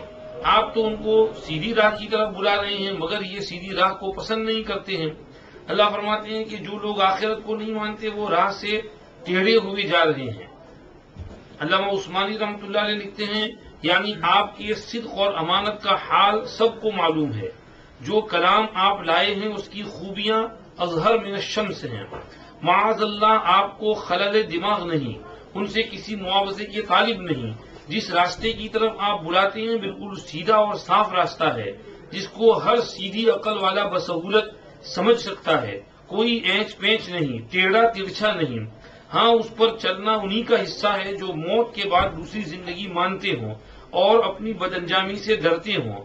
جسے انجام کا ڈر اور عاقبت کی فکر ہی نہیں، وہ کب سیدھے راستے پر چلے گا؟ یقیناً ٹیڑھا ہی ٹیڑھا رہے گا. سیدھی سی بات کو بھی اپنی کجروی سے کج بنا لے گا. یہ ہوا کہ جو لوگ آخرت کو نہیں مانتے وہ سیدھی راہ سے ٹیڑھے چلے جا رہے ہیں اور الٹی چال چل رہے ہیں. اللہ فرما رہے ہیں چلنے دو ان کو. وَلَوْ رَحِمْنَاهُمْ وَكَشَفْنَا مَا بِهِمْ مِنْ ضُرٍّ. اگر ہم ان پر کچھ رحم کھائیں اور ان پر جو تکلیف ہے اس کو دور کر دیں تو بھی یہ اپنی شرارت میں بہکے ہوئے ہی رہیں. اللہ فرماتے ہیں یہ جس تکلیف پریشانی میں پڑتے ہیں ہم سے مانگتے ہیں دعا، اگر ہم ان کی اس تکلیف کو دور کر دیں تو پھر تکلیف دور ہو جانے کے بعد پھر وہی راہ چلیں گے جو پہلے چلتے تھے. اور بارہا یہ دیکھا گیا فرعون کتنا بڑا شریف. کتابوں میں لکھا ہے اس کے بارے میں کہ جب جب بھی اس پر کوئی آفت مصیبت پڑتی تو وہ رات کو چپ چاپ سے موسیٰ علیہ السلام جیسا جبہ پہنتا اور باہر نکل آتا کھلے جگہ جہاں پر کوئی نہ ہو اور اللہ سے دعا مانگتا کہ اللہ مجھے پتا ہے تو برحق ہے اور تو ہی اس مصیبت کو دور کر سکتا ہے، اس مصیبت کو دور کر دے، میں تجھ پر ایمان لاؤں گا، مان لوں گا. اللہ رب العزت والجلال بھی اس مصیبت کو دور کر دیتے. لیکن جیسے ہی وہ مصیبت دور ہوئی پھر وہی اپنی بڑائی والے دعوے شروع کر دیتا. تو یہ کافر مشرک پریشانی میں پکارتے ہیں، اگر ہم ان کی پریشانی دور کر دیں تو بھی ان کی پھر وہی چال الٹی رہے گی. اللہ پاک فرماتے ہیں وَإِذَا مَسَّ الْإِنسَانَ الضُّرُّ دَعَانَا لِجَنبِهِ أَوْ قَاعِدًا أَوْ قَائِمًا فَلَمَّا كَشَفْنَا عَنْهُ ضُرَّهُ مَرَّ كَأَن لَّمْ يَدْعُنَا إِلَىٰ ضُرٍّ مَسَّهُ. انسان کو تکلیف پہنچتی ہے تو ہائے گر گرا کر روتا ہے ہمارے سامنے. جب ہم اس کی تکلیف دور کر دیتے ہیں تو ایسے چلتا ہے جیسے اس نے کبھی ہم سے دعا مانگی نہیں تھی، جیسے اس کو کوئی تکلیف آئی ہی نہیں تھی. یہ انسان کا شیوا ہے اور اس کی بری عادت ہے. تو ان کو جو کچھ پریشانیاں ہیں اگر ہم اس کو دور کر دیں تو بھی یہ لوگ اپنی سرکشی میں ہی بھٹکتے رہیں. اور اللہ کہتے ہیں وَلَقَدْ أَخَذْنَاهُمْ بِالْعَذَابِ. ہم نے ایک دفعہ ان کو عذاب میں پکڑا بھی تھا لیکن پھر بھی وہ رب کے سامنے عاجز نہیں ہوئے اور گر گرائے نہیں. کیسے عذاب میں پکڑا تھا؟ روایت میں آتا ہے ایک مرتبہ نبی کریم صلی اللہ علیہ وسلم نے اللہ سے دعا مانگی اللہم اعنی علیہم بسبع کسبع یوسف. اے خدا میری مدد کر قریش کے خلاف ایسے 7 سالوں کے ذریعے جیسے یوسف کے 7 سال تھے، یعنی یوسف علیہ السلام کے دور میں قحط آیا تھا 7 برس تک، اور پوری قوم ڈھیلی ہو گئی تھی، اور پھر یوسف علیہ السلام جب تخت پر بیٹھے ہیں اور بات کہی تو مان لیا، بہت سے مسلمان ہو گئے، یوسف علیہ السلام کے تابع بن گئے۔ تو جس طرح ان پر وہ 7 سال قحط کے تونے ڈالے تھے، تو اس مکہ کے مشرکین پر بھی ایسے سمجھیے سخت 7 سال مسلط کر دیے۔ یہ تب کی بات ہے جب ہجرت کر کے حضور مدینہ شریف تشریف لا چکے تھے، اور یہ لوگ غزوہ بدر میں مارنے کے لیے آئے تھے، احد میں آئے تھے، خندق میں آئے تھے، اور اب حد ہو گئی تھی ان کے ستانے کی۔ تو حضور نے فرمایا اللہ اب یہ مان نہیں رہے ہیں، ان پر کوئی ایسا قحط نازل کر دے کہ بالکل ڈراؤٹ اور فامن آ جائے اور پھر یہ ڈھیلے پڑ جائیں، تب ان کا تکبر اور ان کا غرور ختم ہوگا، ان کی اکنامی اور ان کی معیشت ٹوٹے گی تو یہ سدھریں گے۔ چنانچہ حضور کی دعا قبول ہوئی اور بارش رک گئی، اور اوپر سے یہ ہوا باہر سے جو اناج غلہ آتا تھا وہ بھی بند ہو گیا۔ حضرت سمامہ ابن اسال حنفی رضی اللہ عنہ بنو حنیفہ کے بڑے سرداروں میں تھے، ان کے احوال میں آتا ہے وہ ایک مرتبہ اپنے قبیلے سے نجد کی طرف سے عمرہ کرنے کے لیے چلے، ابھی مسلمان نہیں ہوئے تھے، غیر مسلم تھے۔ تو جب وہاں سے چلے ہیں تو مدینہ شریف سے کے قرب و جوار سے پار ہو کر جانا تھا، جا رہے تھے چپ چاپ سے، تو کچھ مسلمان فوجی سپاہی ادھر سے گزر رہے تھے، انہوں نے دیکھ لیا، پکڑ کے مدینہ شریف لے آئے۔ اب یہ تو بڑے سردار تھے اور انہوں نے پہلے مسلمانوں پر حملے بھی کیے تھے، مسلمانوں کو زخمی بھی کیا تھا، قتل بھی کیا تھا، پکڑے گئے۔ حضور پاک صلی اللہ علیہ وسلم نے سمامہ ابن اسال کو مدینہ شریف میں مسجد نبوی کے اندر ایک ستون کے ساتھ باندھا، قیدی کی حیثیت سے، کھانے پینے کا بندوبست کیا، پیشاب استنجا کے لیے چھوڑ دیتے تھے، پھر آ کر کے یہاں پر باندھ دیتے تھے۔ تو ایک دن جو ہے آپ نے ان کو وہاں رکھا، انہوں نے 24 گھنٹے مسجد نبوی کا ماحول دیکھا۔ آپ صلی اللہ علیہ وسلم ان کے پاس سے گزرے، ان سے پوچھا ما عندک یا سمامہ، سمامہ تمہارے ذہن میں کیا ہے، میرے بارے میں کیا خیال ہے، میں کیا سلوک کروں گا؟ انہوں نے کہا عندی یا محمد خیر، ان تنعم علی شاکرین وان تقتل زاد من وان كنت تريد المال فسل تعطى۔ محمد میرے ذہن میں آپ کے بارے میں نیک گمان ہے کہ آپ تو بہت اچھے آدمی ہیں، میرے ساتھ اچھا سلوک کریں گے، اگر آپ مجھ کو قتل کر دیں تو میں مستحق ہوں قتل کا کہ میں نے آپ کے بہت آدمی مارے ہیں، اور مجھ پر احسان کریں تو میں شکر کروں گا، آپ کے احسان کو مانوں گا، اگر آپ کو مال چاہیے تو آپ میری قوم کے پاس پیغام بھیج دیجئے، جتنا مال چاہیے آپ کو رانسم وہ سب بھیج دیں گے اور مجھے چھڑا لیں گے۔ حضور نے ان کو رہنے دیا، چلے گئے۔ دوسرا دن گزر گیا، پھر حضور وہاں سے گزرے، سیم سوال جواب۔ تیسرا دن گزرا، پھر حضور وہاں سے گئے، سیم سوال جواب۔ حضور دیکھ رہے تھے کہ یہ 3 دن میں انہوں نے مسجد نبوی کا ماحول جو دیکھا ہے اور وہاں کی برکات اور انوارات سے ان کے دل میں بھی ایمان اتر آیا ہے۔ تو چنانچہ تیسرے دن جب حضور وہاں سے گزرے تو حضور نے صحابہ سے کہا اطلقوا سمامہ، چھوڑو ان کو، تو انہوں نے صحابہ نے چھوڑ دیا۔ تو یہ قریب ہی سامنے ایک نخلستان تھا، کھجوری کا باغ تھا، تو اس میں گئے، وہاں کنواں تھا، اس سے نہائے پانی لے کر اور غسل کر کے واپس آئے مسجد نبوی میں، کلمہ پڑھا اشہد ان لا الہ الا اللہ واشہد ان محمد عبدہ ورسولہ۔ اس کے بعد کہنے لگے واللہ یا محمد، روئے زمین پر کوئی چہرہ مجھے آپ کے چہرے سے زیادہ ناپسند نہیں تھا، لیکن آج میری حالت یہ ہو گئی کہ آپ کا چہرہ سب سے زیادہ محبوب اور پیارا ہو گیا ہے۔ روئے زمین پر کوئی مذہب مجھے آپ کے مذہب سے زیادہ سمجھیے مبغوض اور قابل نفرت نہیں تھا، لیکن آج روئے زمین پر سب سے پیارا مذہب اور ریلیجن آپ کا مذہب ہو گیا ہے۔ اور آگے وہ کہنے لگے کہ آپ کے فوجیوں نے مجھے پکڑا، اس وقت میں عمرے کی نیت سے جا رہا تھا، تو اب آپ مجھے مشورہ دیجئے میں کیا کروں؟ آپ صلی اللہ علیہ وسلم نے فرمایا خوشی سے جاؤ عمرہ کرو اور اپنا عمرہ پورا کر لو وہاں جا کر۔ چنانچہ یہاں سے روانہ ہوئے، عمرہ پورا کرنے کے لیے گئے۔ وہاں جب طواف کر رہے تھے تو کسی نے کہہ دیا سمامہ ہمیں یہ نیوز پہنچا ہے کہ تم نے اپنا دین چینج کر دیا ہے۔ تو حضرت سمامہ نے کہا میں نے اپنا دین چینج نہیں کیا ہے، میں تو رسول اللہ صلی اللہ علیہ وسلم کا تابع دار بنا ہوں، فرما بردار بن گیا ہوں، اور واللہ ہمارے یہاں یمامہ سے تمہارے پاس ایک بھی گیہوں کا دانہ اور ویٹ گرین نہیں آئے گا جب تک محمد الرسول اللہ اجازت نہ دے دیں۔ تو مکہ کے مشرکوں کے تو حوصلے ہی ڈھیلے ہو گئے، پاؤں تلے زمین نکل گئی۔ خیر واقعی ایسا ہی ہوا کہ یہ یہاں سے واپس گئے سمامہ ابن اسال اپنے قبیلے میں، تو وہاں سے مکہ والوں کے ساتھ بائیکاٹ کر دیا، ٹریڈ اینڈ کامرس اور سمجھیے سامان بھیجنا، وہاں سے ویٹ اور جو اور وغیرہ بھیجنا انہوں نے سٹاپ کر دیا۔ ادھر جو ہے خود ان کے یہاں بارش رک گئی اور اناج غلے کی قلت پڑ گئی، جانور بھوکے مرنے لگے، اور ادھر سے باہر سے جو اناج آتا تھا وہ بھی بند ہو گیا۔ تو اب مصیبت پر مصیبت ان کے اوپر سوار ہو گئی، حتیٰ کہ ابو سفیان جو ہے یہ خود مدینہ شریف آیا اور آپ صلی اللہ علیہ وسلم سے کہنے لگا، محمد آپ تو بڑے رحیم کریم ہیں، رحم دل ہیں، اور آپ کی قوم کے اوپر بڑی بری حالت پیش آئی ہے، حتیٰ کہ وہ اہلیز کھانے لگے ہیں۔ کسی نے پوچھا راوی سے کہ اہلیز کیا ہے، تو جواب دیا کہ اونٹ کی چمڑی اور اس کے بال وغیرہ کو پانی میں ابالتے تھے اور اس پانی کو پی لیتے تھے۔ حالت یہ ہو گئی تھی کہ چمڑی بھی کھا جاتے تھے، ایسی کیفیت ہو گئی، اور ان کو ایک بھوک کی وجہ سے بالکل ٹیڑھے ہو گئے اور اپنے اور آسمان کے درمیان دھواں دکھائی دینے لگا۔ اس کو کہا یوم تأتی السماء بدخان مبین۔ تو ابھی تو کچھ ہی مہینے اس حالت میں گزرے تھے کہ پریشان ہو گئے، حضور سے آ کر کہا کہ محمد دعا کر دو ہمارے لیے، اور آپ صلی اللہ علیہ وسلم چونکہ بہت رحیم رقیق تھے تو 7 برس تک کہاں اس آفت کو دیکھ سکتے تھے، آپ نے دعا کر دی کہ اللہ ان سے مصیبت دور کر دو، چنانچہ مصیبت دور ہو گئی۔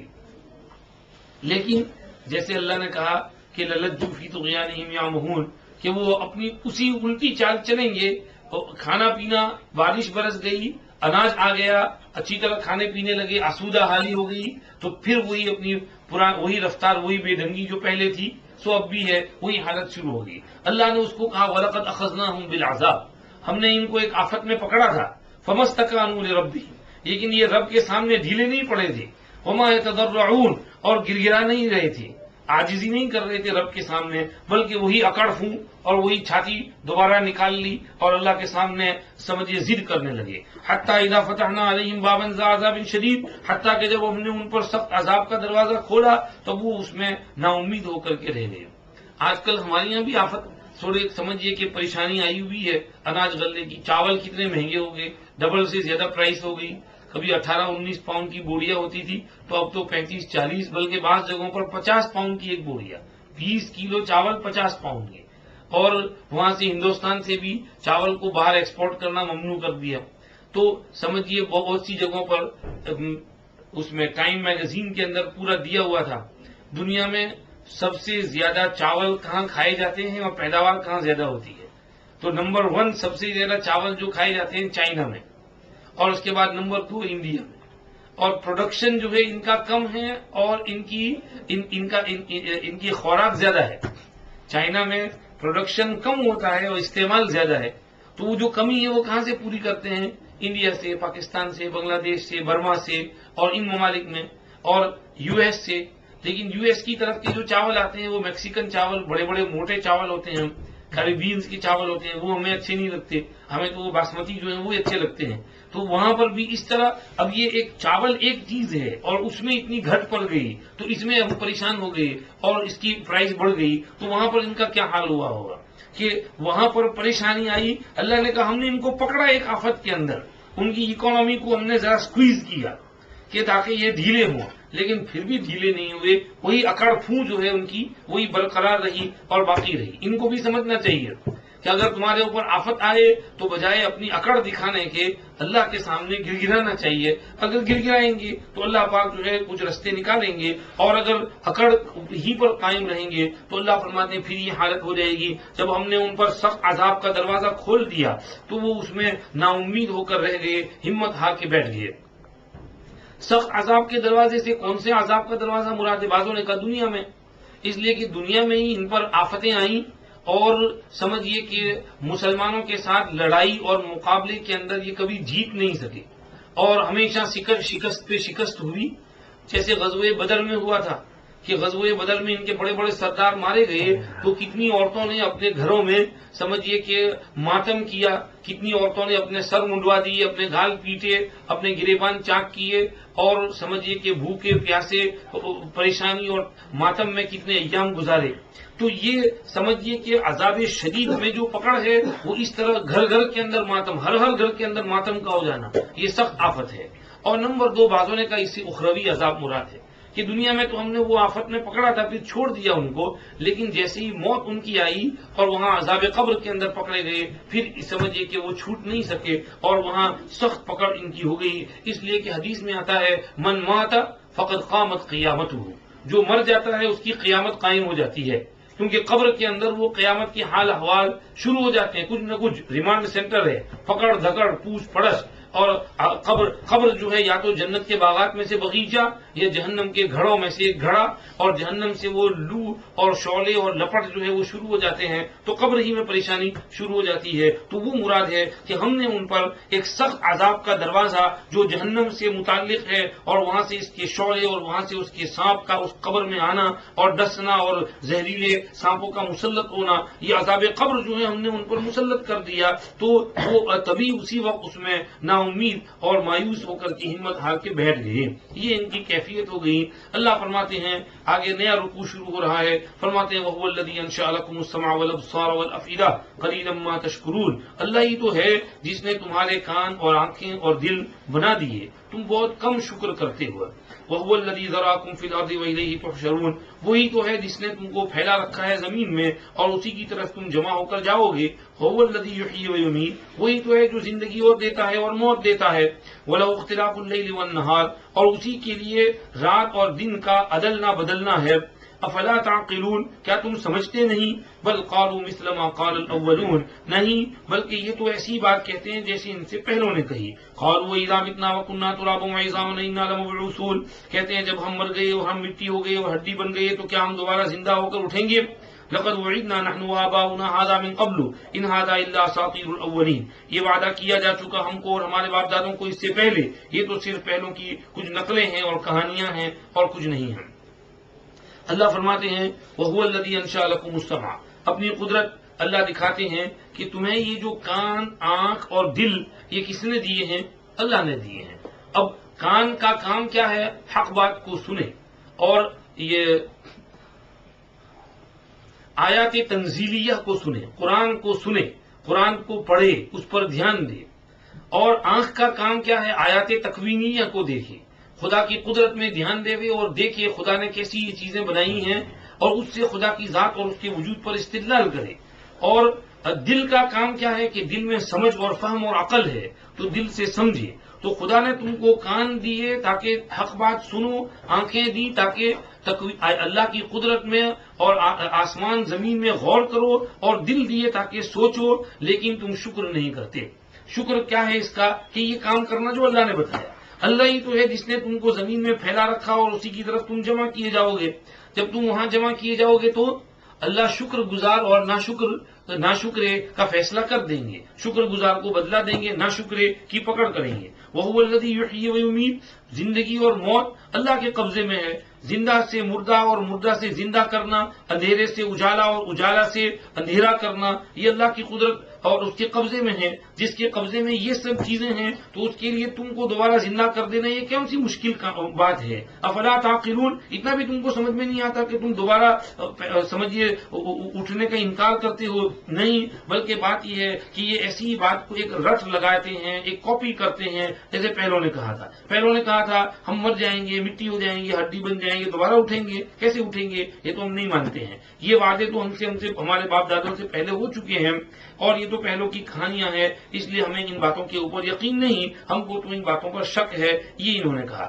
اللہ کہتے ہیں اچھا تو پھر پوچھو ان سے، قل کہو لمن الارض ومن فیہا ان کنتم تعلمون، زمین اور جو کچھ اس میں ہے کس کا ہے اگر تم جانتے ہو؟ جب یہ سوال کرو گے تو جواب دیں گے سیقولون للہ، یہ سب تو اللہ کا ہے۔ تو کہتے ہیں فرمائیے قل افلا تذکرون، کہو ان سے بھلا تم سوچتے نہیں، دھیان نہیں دیتے؟ جس کے قبضے میں ساری زمین اور زمینی چیزیں ہیں تو ایک مشت خاک سے تم کو نکالنا یہ کیوں اس کے قبضے میں نہیں ہے؟ وہ اس مٹی سے تم کو بھی دوبارہ نکال سکتا ہے۔ پوچھو ان سے قل من رب السماوات السبع ورب العرش العظیم، کون رب ہے ساتوں آسمان کا اور کون مالک ہے عرش عظیم کا؟ جب یہ پوچھو گے تو کہیں گے سیقولون للہ، یہ چیزیں تو اللہ کی ہیں۔ قل افلا تتقون، کہیں ان سے پھر تم ڈرتے نہیں ہو؟ کیسی گستاخیاں کرتے پھرتے ہو اللہ کی شان میں؟ کہیں ان سے قل من بیدہ ملکوت کل شیء، کس کے قبضے میں ہر چیز کی بادشاہت اور حکومت ہے؟ وہو یجیر ولا یجار علیہ، اور وہ بچا لیتا ہے اور کوئی اس سے بچا نہیں سکتا۔ ان کنتم تعلمون، بتاؤ اگر تم جانتے ہو۔ جب یہ سوال پوچھیں گے کہ ساری بادشاہت حکومت کس کی ہے، کون پناہ دیتا ہے اور اس کے خلاف کوئی پناہ نہیں دے سکتا، تو کیا جواب دیں گے؟ سیقولون للہ، تو کہیں گے کہ یہ کام تو اللہ کا ہے۔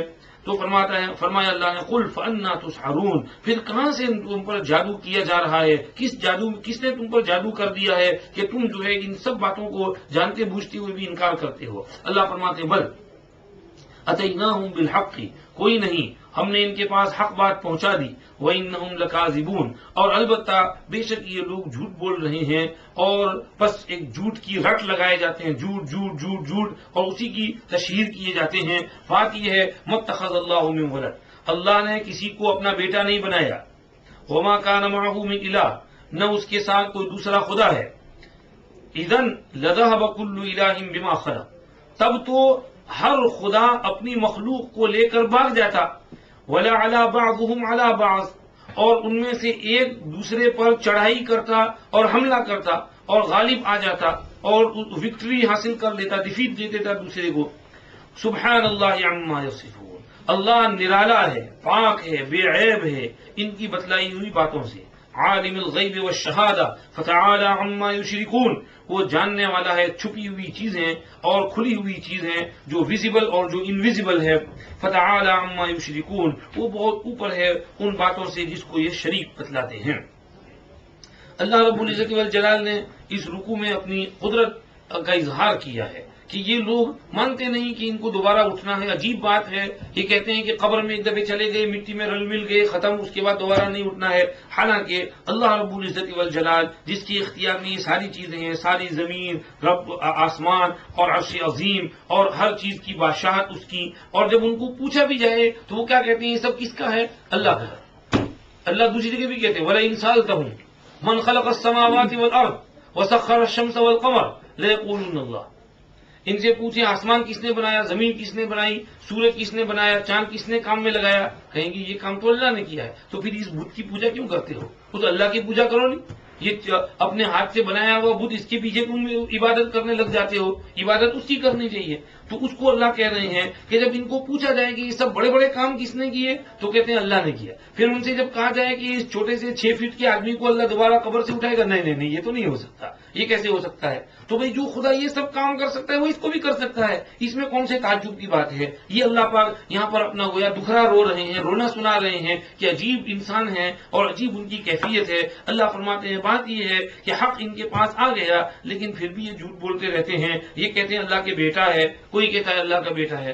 یہود کہتے ہیں، یہود کا ایک فرقہ ہے، کہتا ہے عزیر ابن اللہ، عزیر اللہ کا بیٹا ہے۔ اور نصارہ کہتے ہیں مسیح ابن اللہ، مسیح اللہ کا بیٹا ہے۔ اور یہ مکہ کے مشرک کہتے تھے الملائکۃ بنات اللہ، فرشتے اللہ کی بیٹیاں ہیں۔ تو بھئی بیٹے بیٹیوں کا اللہ کو کیا کام ہے؟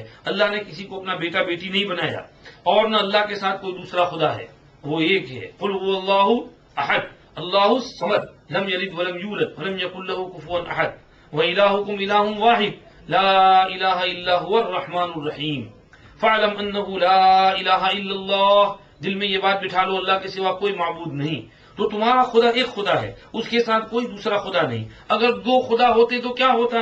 لذهب كل الہ بما خلق، ہر خدا اپنی مخلوق کو لے کر سیپریٹ ہو جاتا۔ جیسے دنیا میں ایسا ہوتا ہے 2 پارٹنرز ہوں تو ہر ایک چاہتا ہے کہ میری ملک لے کر میں الگ ہو جاؤں، تو تیرا کام میں اپنا کام، اور اس کے بعد پھر کیا ہوتا ہے؟ دونوں میں فائٹ ہوتی۔ جیسے دنیا میں 2 ملک والے، 2 پرائم منسٹر، 2 رولرز، 2 کنگز آپس میں فائٹ کرتے ہیں، اور پھر جو ہے وارز اور بیٹلز ہوتے ہیں۔ تو اگر 2 خدا ہوتے تو ان میں بیٹلز ہوتے اور ایک دوسرے کے اوپر غالب آ جاتا، اور یہ جب بیٹل ہوتی تو سارا دنیا کا نظام درہم برہم ہو جاتا۔ لو کان فیہما آلیۃ الا اللہ لفسدتا، آسمان زمین میں خدا کے سوا کوئی دوسرا اور بھی ہوتا تو نظام درہم برہم ہو جاتا، کیونکہ وار ہوتے، بیٹل ہوتی ان میں، اور سٹار وارز ہوتے ہیں اور پتہ نہیں اور لڑائیاں ہوتی ہیں، تو یہ وارز ہوتی اور دنیا ختم ہو جاتی، اس کا وجود رہ ہی نہیں سکتا۔ تو اس کو فرمایا وَلَعَلَىٰ بَعْضُهُمْ عَلَىٰ بَعْضٍ سُبْحَانَ اللَّهِ عَمَّا يَصِفُونَ، خدا برتر ہے، نرالا ہے ان باتوں سے جو یہ بیان کرتے ہیں۔ عالم الغیب والشہادہ فتعالی عما یشرکون، غیب اور شہادت کو جانتا ہے، بہت اوپر ہے ان چیزوں سے جس کو یہ شریک بتلاتے ہیں۔ آگے انشاءاللہ قل ربی ما ترینی بعد میں پڑھیں گے۔ سبحان اللہ بحمدہ، سبحانک اللہم وبحمدک، اشہد ان لا الہ الا انت، استغفرک و اتوب الیک۔